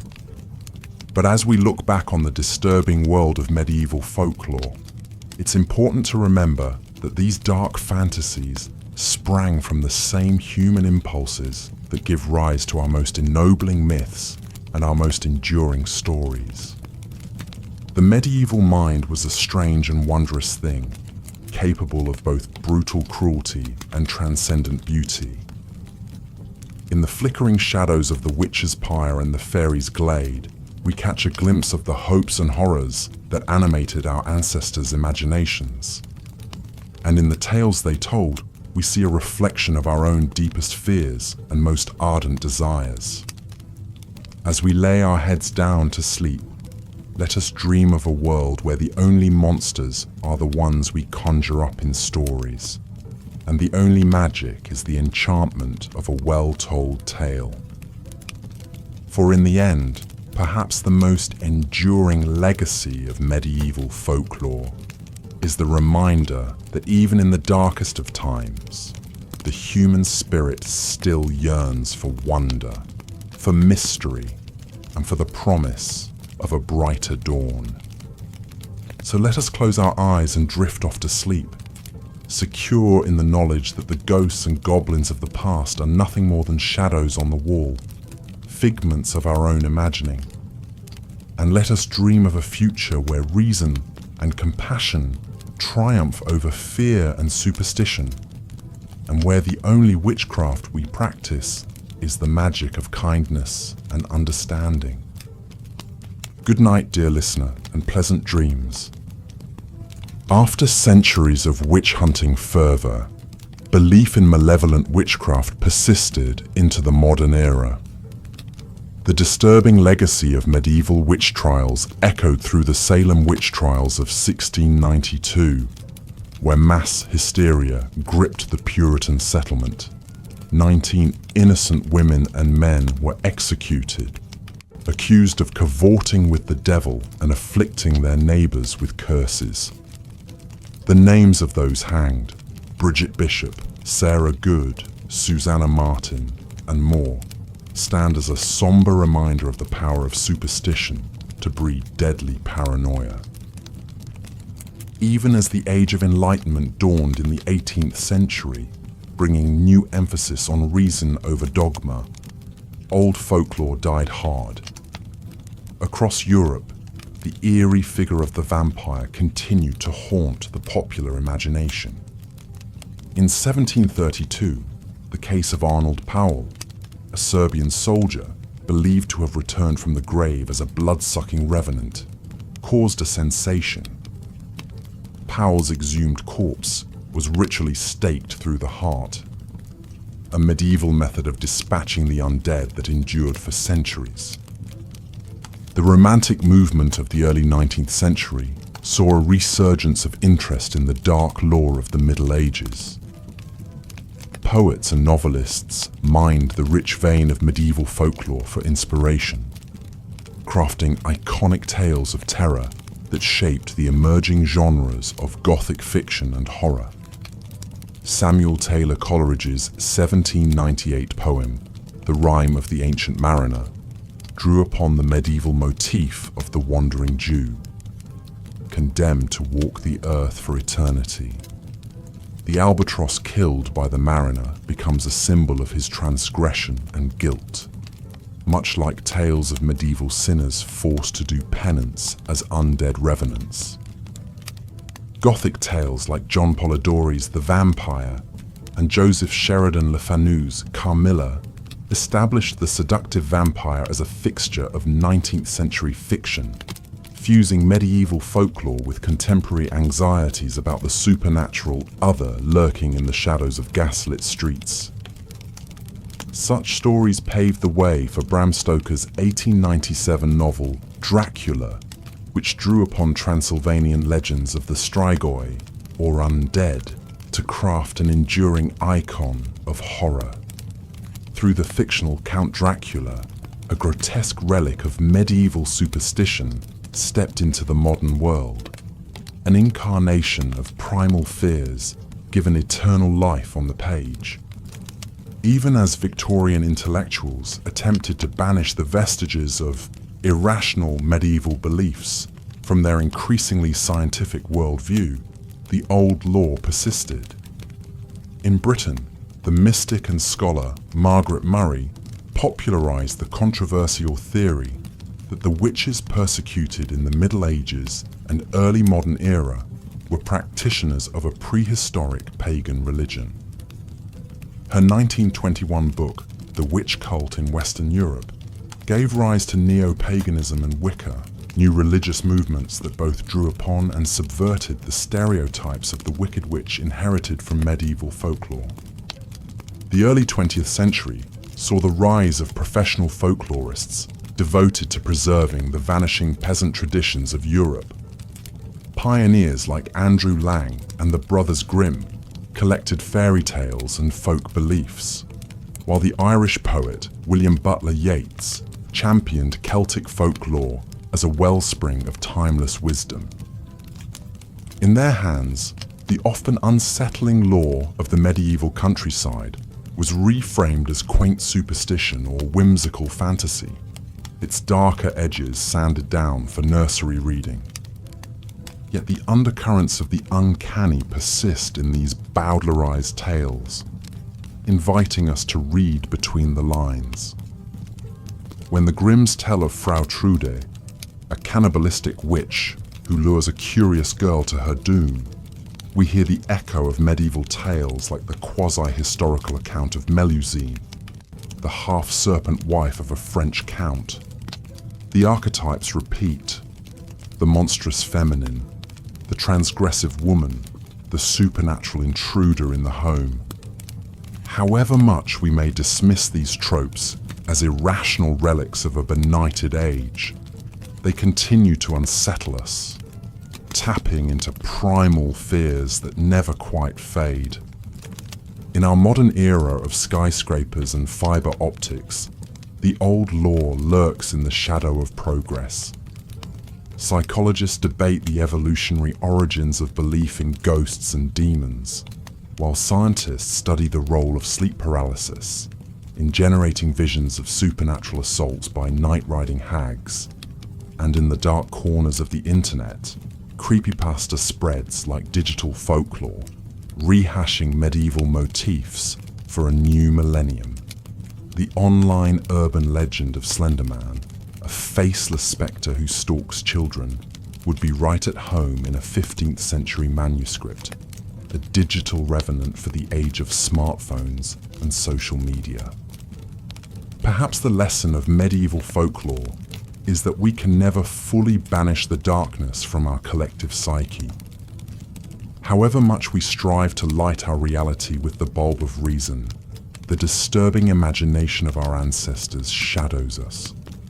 To grapple with the lore they left behind is to confront the unquiet ghosts in our mental attic, rattling their chains and warning us of the unlit country that lies beyond the campfire of the known. Their tales may unsettle our sleep and haunt our dreams, but they also remind us of the eternal fragility of mortal existence. Like the dancing skeletons in medieval frescoes, the strange creatures of folklore lead us in a waltz with death and uncertainty. We may recoil from their rictus grins, but we cannot deny our kinship with the long line of trembling souls who passed them down. Lying awake in the darkened bedchamber, our mind may drift uneasily on the night tides. But in that liminal space between waking and dream, we keep faith with the whispering ancestors whose fearful visions still beguile and bedazzle us from the depths of the past. So let us not dismiss the uncanny lore of the Middle Ages as mere historical curiosity, for in the end, their nightmares are our own, refracted through the warped glass of time. By peering through the cracks into the medieval mind, we may just catch a glimpse of the face that stares back at us from the mirror of history, familiar and strange, a reflection of the eternal human condition, poised forever between dread and wonder at the vast mystery of the world we inhabit for our brief span upon the stage. And with that unsettling thought, we come to the end of our journey through the haunted forest of medieval folklore. The campfire burns low, the shadows lengthen, and the wind whispers secrets in a language we have only begun to fathom. It's time to bank the embers and retire to our uneasy beds, where the old tales may trouble and inspire our dreams. Until the next time when the fancy strikes to venture again into that unquiet country of the past, this is your faithful chronicler, bidding you a good night and pleasant slumbers. May the night-riding hag pass you by unscathed, and the grimacing Strix keep its gory talons from your throat as you surrender to the soothing embrace of sleep. Rest well, fellow traveler, and dream of brighter visions than the ones we've summoned here. The disturbing world of medieval folklore will still be waiting when you wake, as it always has, a cracked mirror held up to the eternal fears and wonders of the human soul. The 15th century theologian Johannes Nieder was a man deeply troubled by what he saw as the growing threat of witchcraft in medieval society. Born in the Swabian village of Isny im Allgäu around 1380, Nieder entered the Dominican order as a young man and quickly rose through the ranks thanks to his keen intellect and religious zeal. As a professor of theology at the University of Vienna, Nieder became increasingly preoccupied with the menace of heresy and sorcery. He began collecting accounts of accused witches, sorcerers, and their vile misdeeds, meticulously recording the lurid details in his notebooks. Nieder saw it as his sacred duty to expose the evil that he believed was festering throughout Christendom. This obsessive research culminated in his most famous work, Formicarius, or The Anthill. Published around 1437, this hefty 5-volume treatise was a compendium of all the knowledge Nieder had gathered about witchcraft, demons, and the dark arts. He chose the title as an allegorical reference to the industrious and orderly society of ants, which he held up as a model for the Christian community. Just as an anthill is a paragon of productivity and cooperation, Nieder believed the church should work together to root out the cancer of witchcraft that threatened the social fabric. Formicarius was his rallying cry for other theologians and clerics to take up arms in this righteous struggle. The pages of Formicarius teem with shocking stories of witches' depraved crimes and obscene pacts with Satan.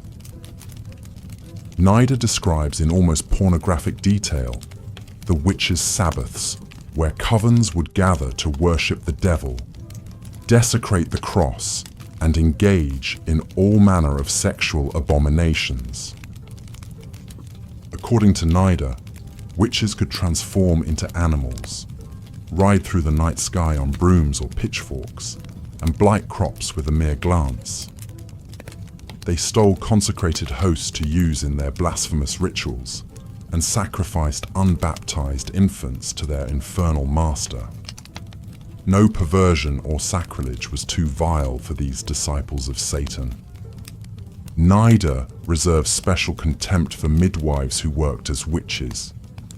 In his fevered telling, these women would secretly consecrate newborns to the devil and use their bodies to make magical potions.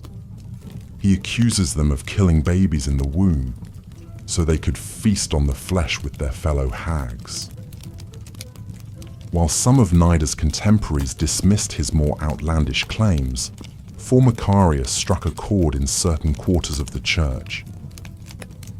The late Middle Ages was a time of social upheaval, religious doubt, and apocalyptic dread. For many, the horrors described by Nieder seemed all too plausible, a tangible manifestation of the evil that surely heralded the end times.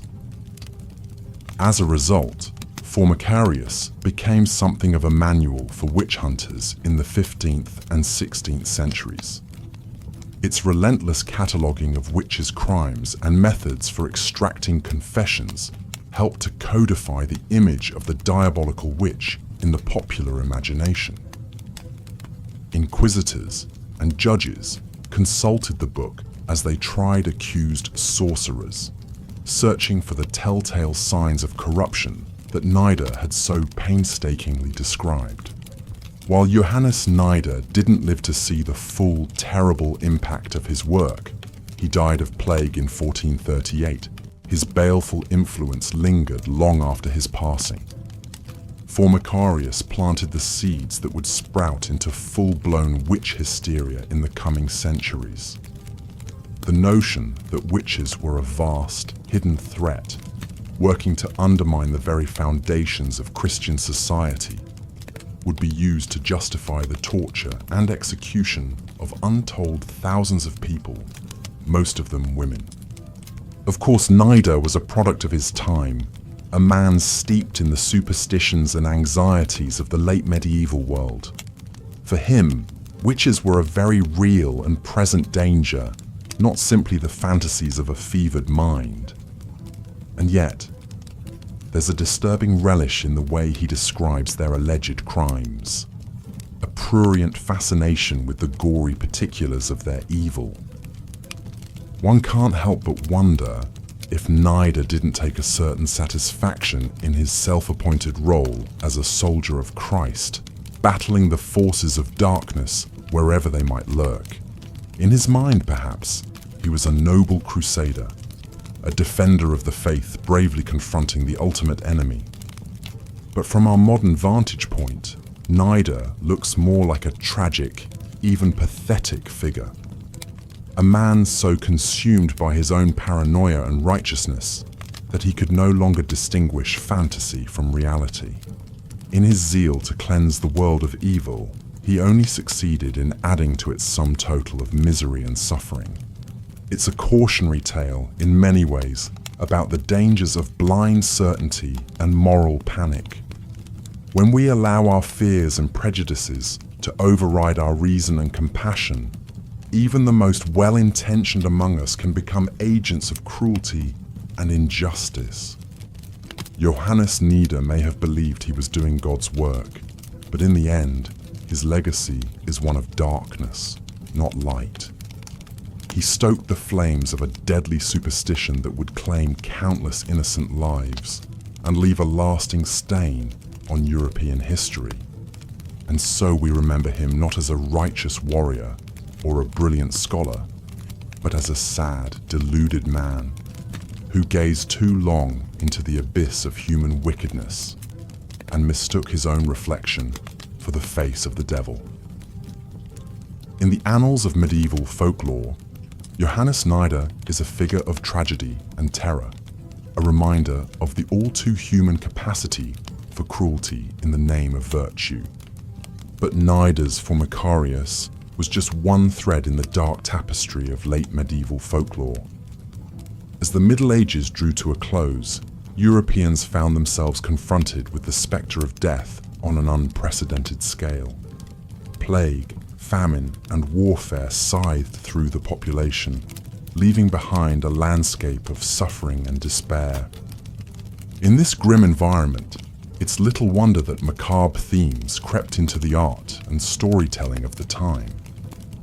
One of the most enduring motifs to emerge from this period was the dance of death, or danse macabre, a chilling allegory of the universality and inevitability of death.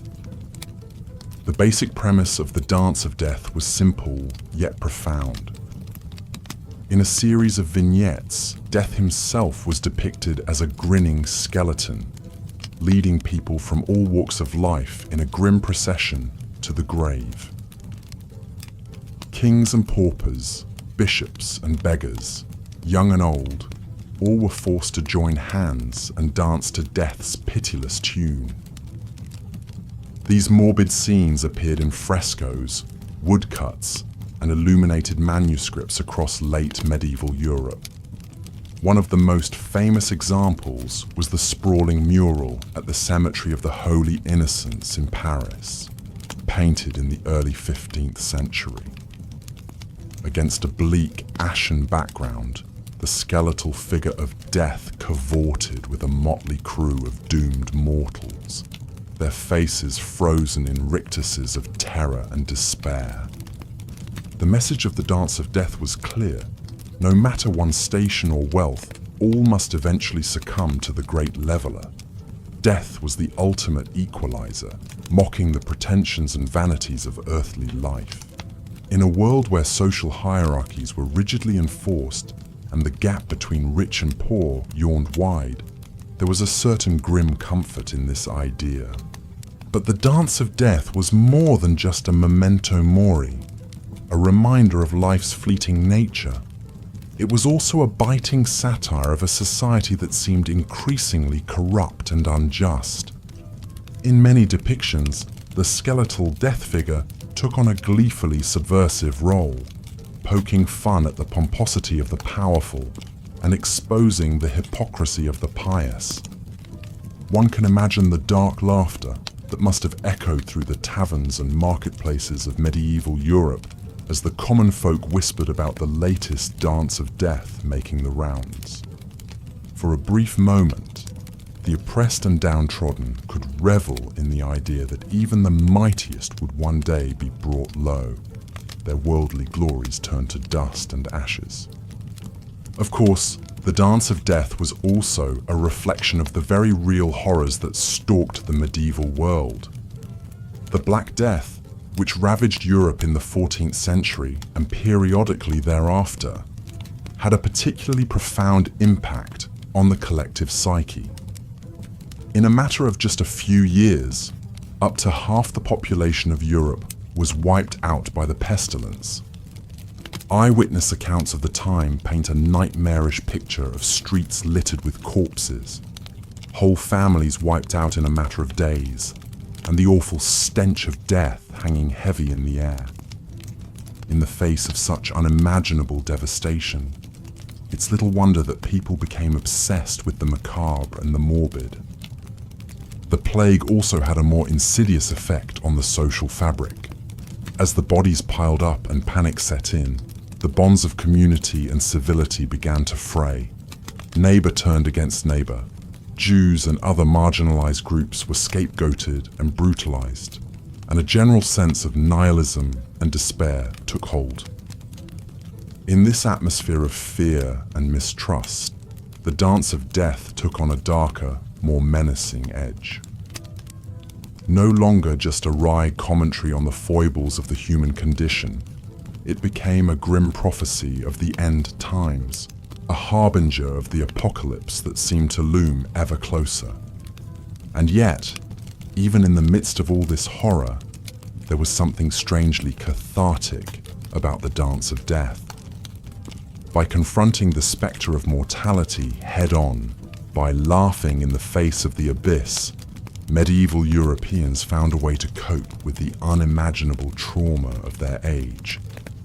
In a sense, the Dance of Death was a kind of twisted therapy, a way of processing the unprocessable and finding some small measure of solace in the shared destiny of all living things. It was a reminder that no matter how bleak and hopeless things might seem, we are all ultimately united in death. As the medieval era drew to a close and Europe gradually emerged from the shadow of the plague, the obsession with death and the macabre began to fade. But the legacy of the Dance of Death endured, its haunting imagery and sardonic spirit echoing down through the centuries. You can see its influence in the ghoulish woodcuts of Albrecht Dürer, the twisted fairy tales of the Brothers Grimm, and the Gothic novels of the 19th century. Even today, in our own anxious and uncertain times, the Dance of Death continues to resonate, a grim reminder of the fragility of life and the folly of human pretension. And so, as we come to the end of our journey through the dark heart of medieval folklore, it's worth remembering the lesson of the Dance of Death. For all our achievements and aspirations, for all our dreams of immortality and glory, we are all ultimately bound by the same fate. In the face of that stark reality, perhaps the best we can do is to embrace the absurdity and the gallows humor of it all, to dance with death even as it leads us into the unknown, to find some small comfort in the knowledge that, in the end, we are all in this mad, mad dance together. And with that thought, we draw the curtains on this dark and unsettling chapter of human history. The medieval world, with all its wonders and horrors, its angels and demons, recedes into the mists of time. But the stories it left behind, the tales of witches and werewolves, of ghostly lovers and grinning skulls, will endure as long as humans gather to share the strange, sad miracle of our existence. So sleep now, dear listener, and dream of a time when the veil between the worlds was thin, and the fantastic and the frightful walked hand in hand beneath a cold and uncaring moon. For in the end, perhaps that is all history really is. A long, strange dream from which we never truly wake. After the horrors of the Black Death subsided, people across Europe were left grappling with unfathomable loss and a shaken worldview. In this climate of existential dread, macabre imagery and morbid tales proliferated. One of the most haunting artistic genres to emerge was the danse macabre, or dance of death. Picture this ghastly scene. A skeleton, the grim personification of death itself, leads a procession of figures from all walks of life in a final, fatal dance. Kings and commoners, bishops and beggars, young and old. Death spares none. With a leering grin, the skeletal reveller clutches the hands of its victims, forcing them to join its ghoulish conga line to the grave. These unsettling images began appearing on church walls, in frescoes and paintings, across France, Germany, England, and beyond in the 15th century. One of the earliest and most famous examples was the now-lost mural at Holy Innocents Cemetery in Paris, painted in 1424. It spawned countless imitations. The Dance of Death tapped into the era's morbid zeitgeist. It served as a grim reminder of life's fickleness and death's inevitability in a society still reeling from the traumas of plague. The Black Death had erased traditional distinctions, striking down both the mighty and the meek, with little rhyme or reason. The Danse Macabre reflected this leveling effect, portraying death as the great equalizer. One 15th century French chronicler wrote of the spreading dance craze.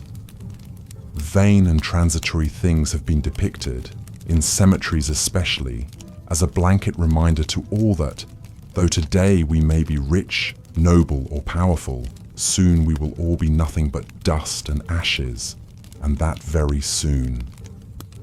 In the dance, each living person is paired with a skeletal doppelganger mocking their earthly station. The Empress's crown is juxtaposed with her withered corpse. The gallant knight is tugged toward oblivion by his own rotting double. It's a dance grotesque, where the only partner is a grinning cadaver. The motif spread rapidly in both religious and secular contexts. In churches, it delivered a stern memento mori, a reminder of death meant to spur the faithful toward penitence and away from worldly vanity. But it soon leapt from cathedral walls to castle halls, appearing in court murals, illuminated manuscripts, even decorative clocks. One particularly elaborate depiction graced the walls of the Parisian Cimetière des Innocents, surrounding late medieval Parisians with an inescapable vision of their own impending doom every time they passed the crowded graveyard. A series of 30 life-sized figures was shown processing toward the charnel house, where bones of the dead were piled high. Each living archetype, from the pontiff to the pauper, met their macabre match in death. The dance of death was more than just a morbid artistic fad. It was a cultural mirror reflecting deep societal anxieties. Death was a constant spectre looming over medieval life. If the Black Death had made human mortality terrifyingly real, the danse macabre turned that grim reality into a symbolic tableau. Scholars have noted how the motif inverted traditional hierarchies. In feudal society, the social classes were rigidly separated in life. But in the skeletal procession, all were equal and all linked by the bony grip of a shared destiny. The mighty found themselves helpless, just another link in death's chain. So while ostensibly macabre, the dance conveyed a certain dark comfort. Rich and poor, sinner and saint all shared the same fate. The living might cling to worldly vanities, but the dance macabre reminded them that life is a fleeting dance, and none may refuse when death itself comes calling for a partner. As one 15th century French poet wrote, meditating on the skeletal dancers, though life does bring joy, none can postpone his dance when at last the piper plays his solemn note. See them join the caper 'neath the cypress trees. Hop they must to death's tune, each soul with mortal ease. The fascination with the dance of death waned in the 16th century as medieval gloom gave way to Renaissance light, but it experienced a revival in later eras, especially the plague-ravaged 17th century and the death-haunted Romantic period. Even today, its unsettling imagery persists in our visual culture, from Halloween decorations to heavy metal album covers. The dance macabre endures as a relic of a society forced to stare its own mortality in the face. Through art, music, and poetry, medieval Europeans grappled with the Great Leveler, the one force that made paupers of kings and emperors. In the dance of death, we see the perennial human struggle to come to terms with the big sleep that awaits us all. For all its ghoulishness, there's something strangely soothing about the dance macabre. In portraying the fundamental equality and shared humanity of all people, it offered an odd comfort to those living in the shadow of death. Rich or poor, pious or profane, all mortals are linked by the grim grip of that final waltz into the eternal twilight. And so, having traced the morbid twirls and macabre steps of the medieval dance of death, we return to our overarching theme: the tenacious hold of folklore over the medieval European mind. From fairies to witches, werewolves to revenants, monstrous births to ominous omens, the mental world of medieval people was peopled by a panoply of wonders and horrors. These fantastical tales and terrifying entities served as a symbolic language for grappling with the anxieties and uncertainties of life in a perilous age. In a world of famine, disease, and religious upheaval, folklore mapped out a way of understanding and interpreting events that defied easy explanation. Whether it was Walter Map spinning satirical yarns of demonic encounters, or Gervais of Tilbury cataloguing a litany of marvels and monsters, chroniclers of medieval lore served as guides to the dark corners of the human psyche. Their accounts, however fanciful, reveal the deep currents of fear and fascination that animated the medieval imagination. Even as the old feudal order crumbled and dogmas calcified, folklore remained a vital protean force, shifting its shape to suit the needs and dreads of the age. From peasant superstitions to courtly romances, tales of the uncanny and unnatural provided a way to confront the shadows that lurked at the edges of the candlelight. And what of our own age? For all our technological sophistication and scientific certitude, we remain as entranced by a good scary story as our medieval forebears. From urban legends whispered around digital campfires to the ever-popular paranormal thrillers lining bookstore shelves, we still relish a shivery tale in the dark. Perhaps it's because, like the medieval peasant huddled by the hearth, listening to tales of imp and demon, we sense that the world is vaster and stranger than our philosophies can pass. The universe's dark matter still eludes us. The human heart remains a shadowed wood. In grappling with forces beyond our ken, we find ourselves not so far from the fireside storytellers of old. So as we close the creaking covers on this compendium of medieval myth and legend, let us ponder the perennial allure of folklore.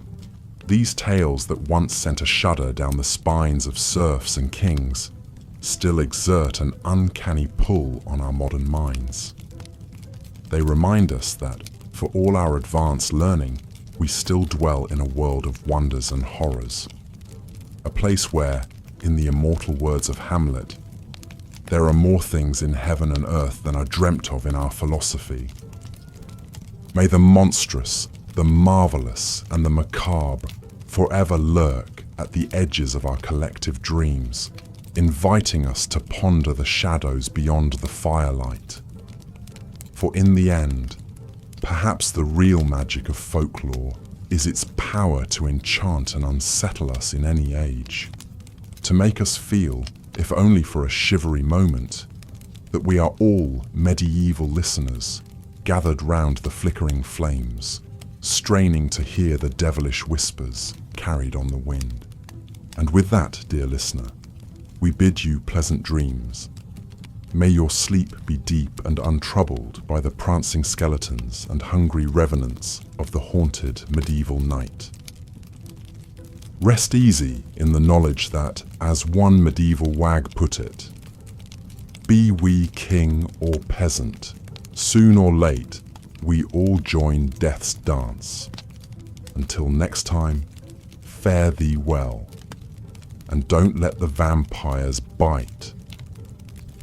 As we delve deeper into the unsettling realm of the medieval folklore, we encounter some of the era's most feared and fantastical creatures, the werewolves and wild men believed to stalk the shadowy forests of Europe. To the medieval mind, few monsters evoked as much dread as the werewolf, a cursed being doomed to transform into a ravenous wolf or wolf-like creature. Numerous tales circulated of humans, often through some diabolical pact or curse, shape-shifting into vicious lupine beasts that terrorized villages and devoured livestock. One notorious account, recorded by the 12th century English writer William of Malmesbury, tells of a priest encountering a pair of werewolves while traveling through a remote wood. The creatures, a man and woman, confessed they were forced to assume wolf form for a period of years as penance for their sins. Such stories reflect the deep-rooted fear of hidden evil lurking within outwardly normal individuals. The werewolf represented the ever-present threat of humans yielding to their basest, most animalistic impulses and turning on their own kind.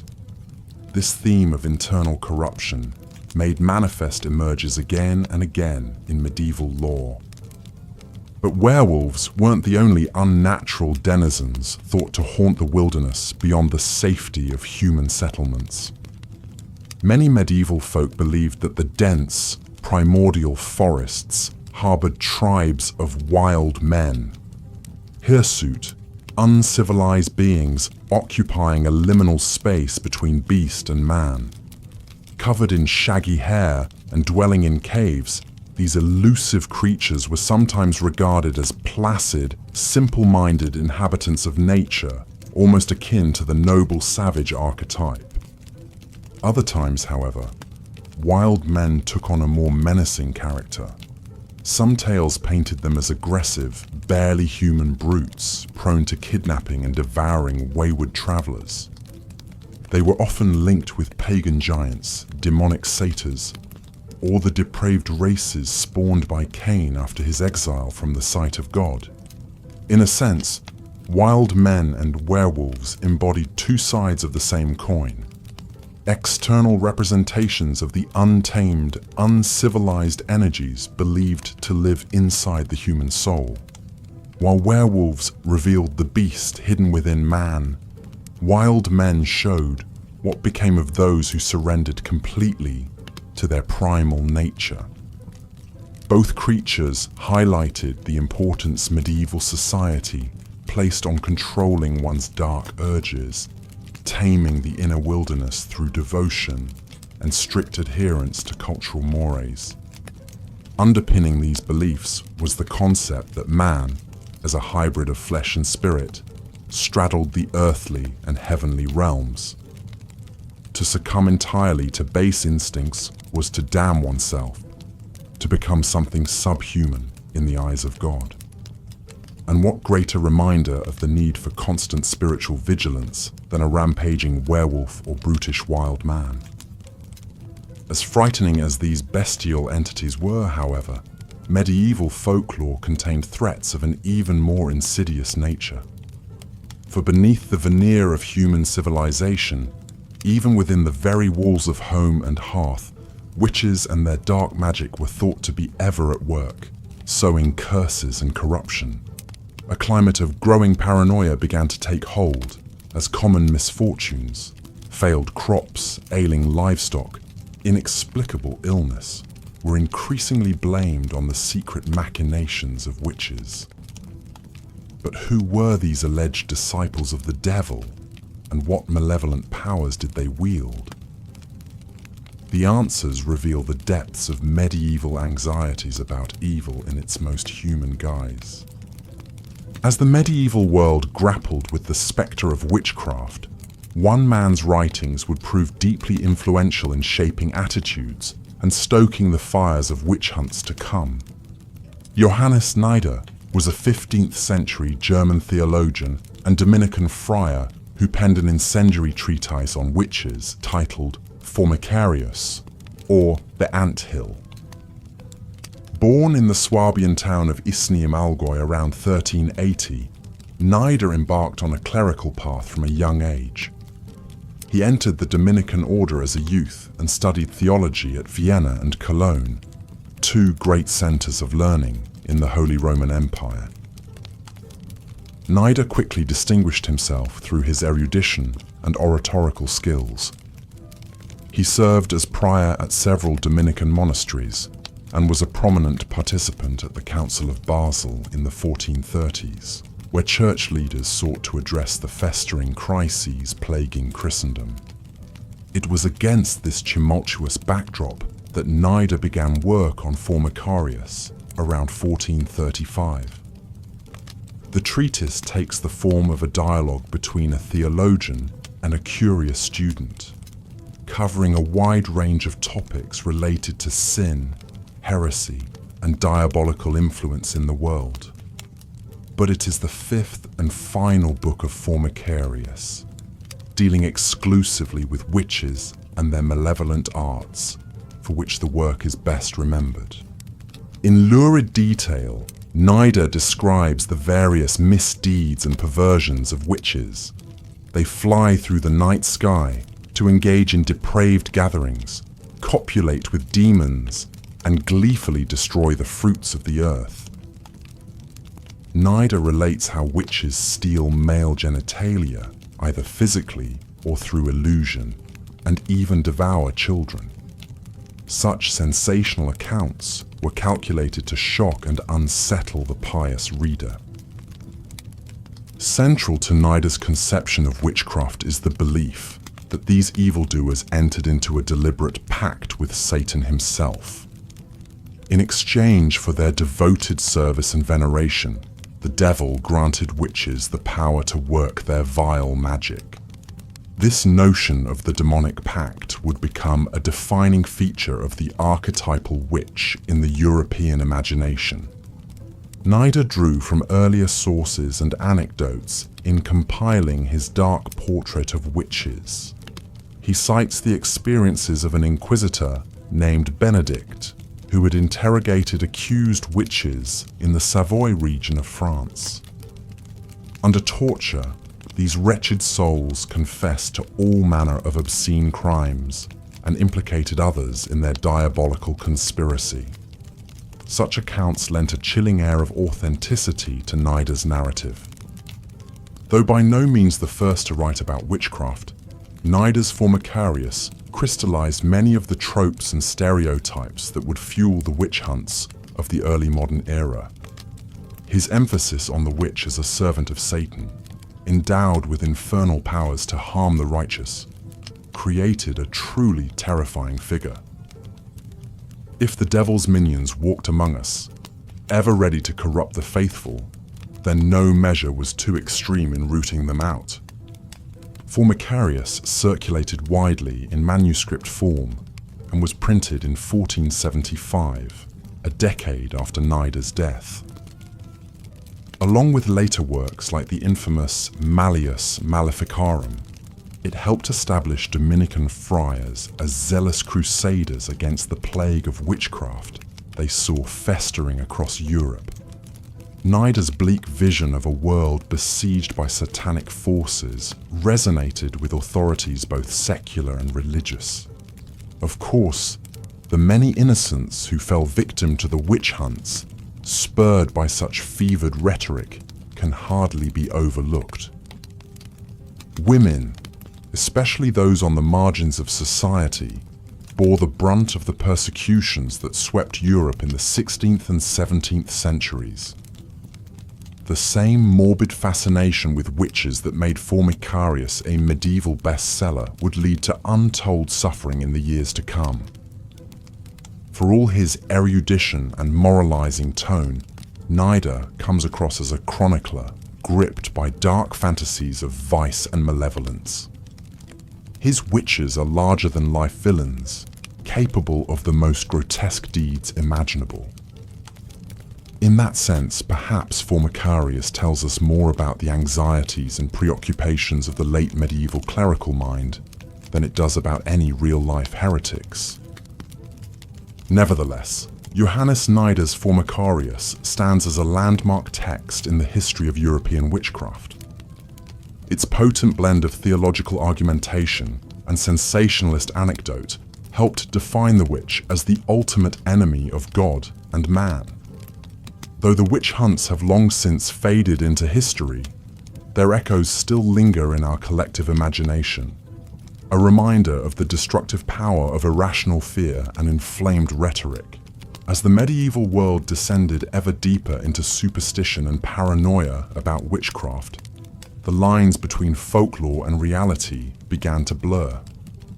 Tales once whispered around the hearth took on a terrible urgency as neighbor turned against neighbor in the frenzied hunt for Satan's disciples.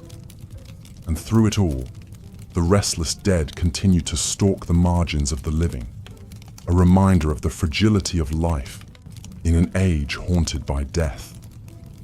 Belief in ghosts and revenants, corpses that rose from the grave to torment the living, was widespread in medieval Europe. Tales of spectral visitations and hauntings abound in the literature of the time, reflecting a deep-seated anxiety about the barrier between the worlds of the living and the dead. One particularly unsettling type of revenant was the Draugr of Scandinavian lore. These undead creatures were believed to haunt their burial mounds, guarding the treasures buried with them in life. But the Draugr were no mere passive spirits. They were known to viciously attack any who dared to disturb their rest.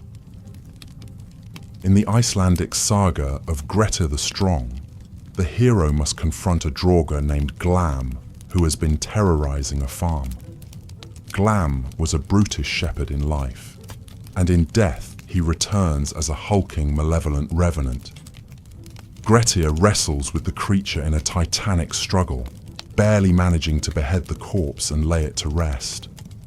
Such tales of the marauding undead reflect the very real fears of medieval Scandinavians, who lived in a harsh and unforgiving landscape where death was ever present. The Draugr embodied the dangers of the untamed wilderness, the threat of the unknown that lurked just beyond the firelight. Elsewhere in Europe, the revenant took on a decidedly more corporeal form. In the 12th century, William of Newburgh recorded a chilling account of a revenant that stalked the English town of Berwick. The cadaver rose from its grave and wandered the streets at night, spreading pestilence and terror wherever it roamed. The townsfolk, at their wits' end, finally resorted to digging up the body and burning it to ashes. Only then did the nightly visitations cease. This grim practice of exhuming and mutilating suspected revenants became a recurring motif in medieval ghost stories, a testament to the very real fear that the dead might return to prey on the living. But not all ghostly encounters were so gruesome. Some tales spoke of spirits returning to settle unfinished business or to seek justice for wrongs committed against them in life. The 12th century Danish historian Saxo Grammaticus relates the story of a murdered man who appears to his friend in a dream, revealing the location of his hidden bones and demanding a proper burial.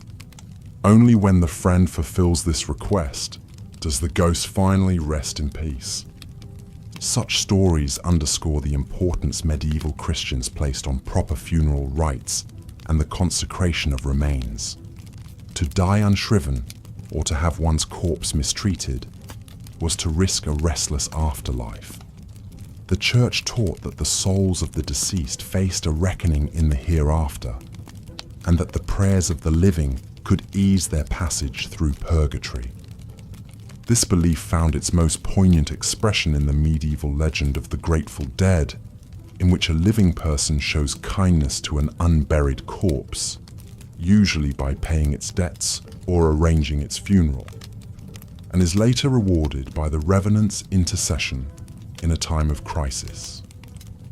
In one popular tale, a knight sacrifices his last coin to bury a dishonored corpse, only to be saved from a demon's clutches by the grateful spirit.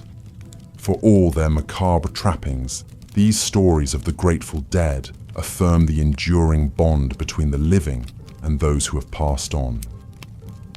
They suggest that acts of compassion and remembrance can reach beyond the grave, forging a connection that even death cannot sever. As the Middle Ages drew to a close, Europeans found themselves grappling with the calamitous effects of famine, war, and pestilence. The Black Death of the 14th century had decimated the population, leaving a profound psychological scar on the survivors. In this climate of morbid anxiety, a new artistic motif emerged that would come to define the late medieval mindset: the danse macabre, or dance of death. The dance of death was an allegorical genre that depicted all members of society, from kings to paupers, being led to the grave by skeletal personifications of death. These grim processions were often painted on the walls of churches or illustrated in books of hours, serving as a stark reminder of life's brevity and the inevitability of mortality. One of the earliest and most famous examples of the dance of death is found in the Parisian cemetery of Les Saints Innocents.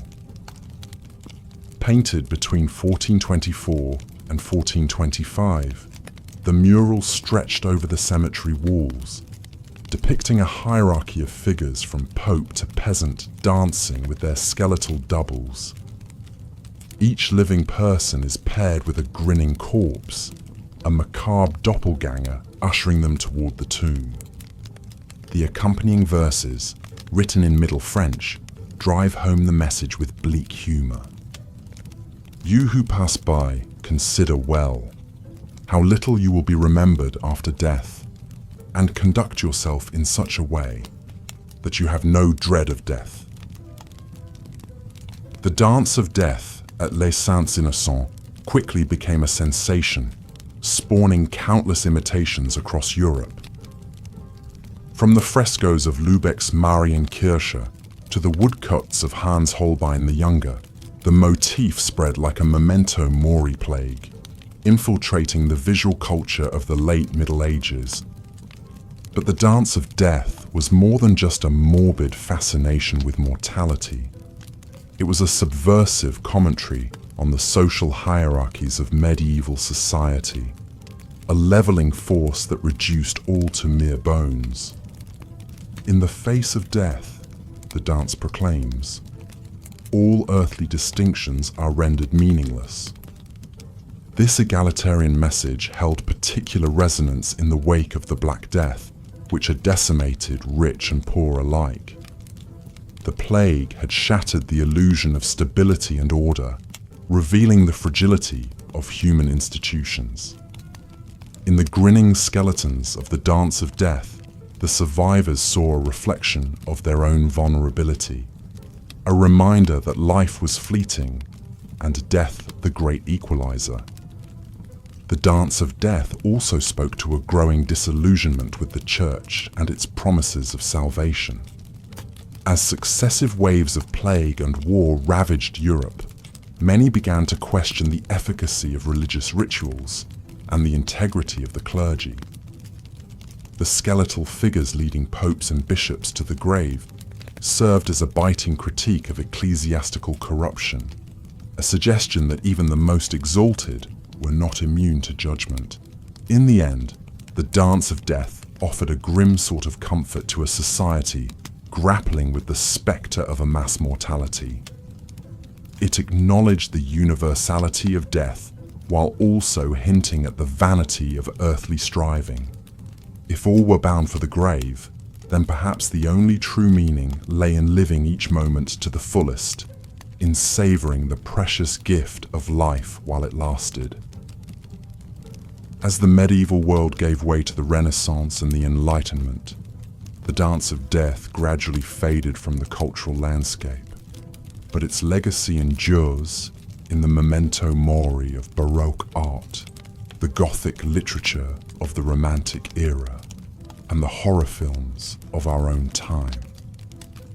Whenever we confront the spectre of mortality, we are participating in a tradition that stretches back to those macabre dances of the Middle Ages. The unsettling tales and morbid preoccupations of medieval folklore may seem a far cry from our own rational, scientific age. But beneath their fantastical trappings, these stories speak to something deep and enduring in the human psyche. A fascination with the unknown, a fear of the dark, and a yearning to make sense of life's mysteries. In the monsters and witches, the ghosts and the walking dead, we see reflected our own anxieties and desires, our own struggle to find meaning in a world that often seems capricious and cruel. Medieval folklore may have been born of superstition and ignorance, but it also testifies to the power of the human imagination, to our capacity for wonder and terror in the face of the unknown. So perhaps as we lay our heads down to sleep, we might spare a thought for those long ago storytellers, huddled around the flickering hearth, spinning tales of the uncanny and the macabre. In their words, we might just catch a glimpse of our own deepest fears and darkest dreams. A reminder that for all our sophistication, we are still the children of the night, forever haunted by the shadows at the edge of the firelight. As we've seen, the obsession with witchcraft and malevolent magic grew increasingly intense in the late Middle Ages. Witch trials became disturbingly common as authorities sought to root out anyone suspected of practicing the dark arts. The methods used to determine guilt were often brutal and irrational. One particularly infamous test was the ordeal by water. The accused witch would be stripped naked, bound and thrown into a body of water. If she sank, she was considered innocent, but if she floated, it was taken as a sign of her guilt. The twisted logic was that pure water would reject the tainted body of a witch. Of course, if the suspect drowned during this sadistic test, that was simply viewed as an unfortunate necessity. Other supposed signs of witchcraft included suspicious birthmarks, warts, or moles that were thought to be the marks of the devil. Examiners would prick these blemishes with needles, and if the accused didn't bleed or feel pain, it was another strike against them. Confessions were frequently extracted under torture, leading to forced admissions of flying on broomsticks, transforming into animals, or cavorting with demons. But even as fear of witches reached a fever pitch, there was still a thriving trade in magic of a more benevolent kind. Folk healers and wise women concocted herbal remedies and recited charms to cure ailments. Superstitious peasants carried talismans to ward off evil and hung protective herbs over their doorways. Love potions and good luck tokens were always in high demand. It all paints a picture of a world caught between faith and fear, where magic could heal or harm depending on the intent behind it. The lines between white magic and black magic were often blurred. An herbalist who cured a nobleman's illness might be praised as a skilled healer, while a beggar woman who muttered curses might be condemned as a wicked enchantress. One man who played a key role in codifying and spreading ideas about witchcraft was Johannes Nieder, a 15th century German theologian. Nieder was a leading member of the Dominican order and a respected religious authority. But he's best remembered today for his lurid treatise on witches, a work called Formicarius, or The Anthill, written around 1437. In this influential text, Nieder relayed sensational accounts of witches' evil deeds that he claimed to have heard from witch hunters and confessed witches themselves under interrogation. His salacious stories described covens of witches who renounced God, trampled on the cross, and swore allegiance to Satan. According to Nieder, they flew to Sabbath meetings on the backs of demons, desecrated the Eucharist, and engaged in depraved orgies with the devil. Nieder's prurient accounts of these blasphemous rites and malevolent acts helped to crystallize the stereotypical image of the diabolical witch in the public imagination. Although belief in witchcraft had existed for centuries, Nieder compiled many of the accusations and tropes into a cohesive narrative. Formicarius painted a terrifying picture of a secret society of witches plotting against Christians with their devilish master. This hugely influential work was widely disseminated, stoking the fires of witch hysteria. Nieder's credulous repetition of outlandish confessions obtained under torture helped to validate and perpetuate the cruel practice of witch hunting.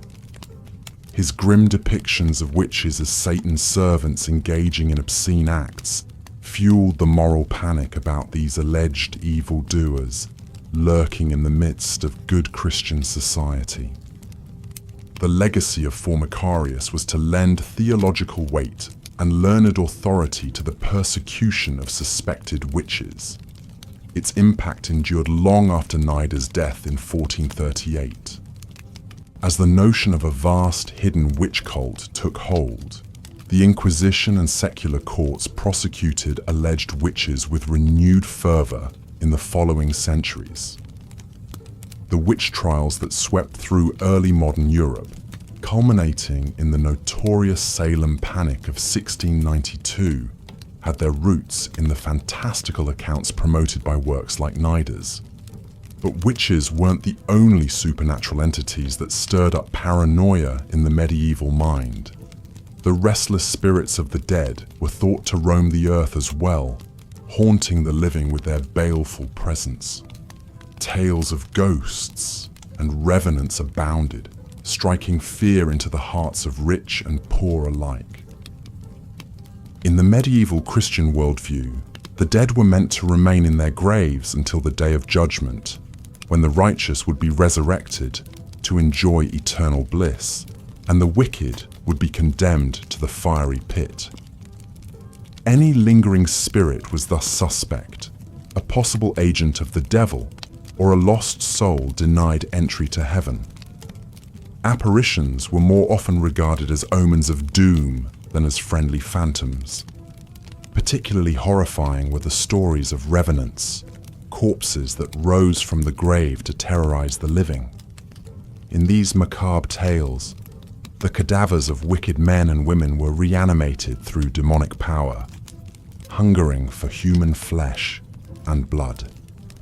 Like a medieval prototype of the modern zombie, these gruesome undead would stalk the night, breaking into houses and attacking the sleeping occupants. One especially ghastly account comes from William of Newburgh, a 12th century English chronicler. In his Historia Rerum Anglicarum, William relates an incident that allegedly occurred in the town of Berwick. A vile man who had been buried there rose from his tomb and began roaming the streets after dark, calling out the names of his neighbours. Those who answered his summons promptly fell sick and died within 3 days. This went on for several nights, until some brave townsfolk dug up the revenant's grave, finding his bloated corpse inside with fresh blood smeared on its shroud. They hauled the body out with hooks, hacked it to bits, and burned the grisly remains to ashes, finally laying the menace to rest. Such ghoulish rituals of dismemberment were thought to be the only sure way to keep a persistent revenant in its tomb. William's lurid tale highlights the morbid preoccupation with death and decay in the medieval psyche. At a time when disease was rampant, famine common, and violence a fact of life, death was an ever-present spectre. The average life expectancy hovered around 30 years, and even those who survived to old age rarely made it past 60. Cemeteries filled up quickly, and mass graves became necessary in times of plague or war. Surrounded by so much mortality, it's little wonder that the medieval mind conjured up nightmarish visions of the unquiet dead. Ghosts and revenants embodied the disturbing notion that death was not always the end, that some remnant of the deceased might linger on in a horrible half-life. These unsettling entities blurred the line between the natural and the supernatural, the living and the deceased. The grim fixation on death found its ultimate expression in a common artistic and literary motif of the late Middle Ages, the dance of death. Also known as the danse macabre, these eerie images depicted the figure of death as a grinning skeleton, leading people from all walks of life in a grotesque conga line to the grave. Kings and commoners, bishops and beggars all linked hands as death played a macabre tune. The point of this morbid allegory was to remind viewers of death's inevitability and the ultimate equality it imposed on all. No matter how wealthy or powerful you were in life, death would come for you in the end, stripping away all earthly distinctions. The dance of death served as a stern memento mori, a warning not to become too attached to the fleeting pleasures of the world. These unsettling scenes adorned the walls of churches and cemeteries, their skeletal figures capering across frescoes and carved into stone. Woodcuts and illuminated manuscripts brought the deathly dance into homes, a constant reminder of life's fragility. At a time when death was so omnipresent, art like this helped people to confront and process their profound anxieties about mortality. One can only imagine the impact these macabre masterpieces had on the medieval mind. To walk into a candlelit church and see the fleshless figure of death leading a daisy chain of doomed souls must have been a chilling experience.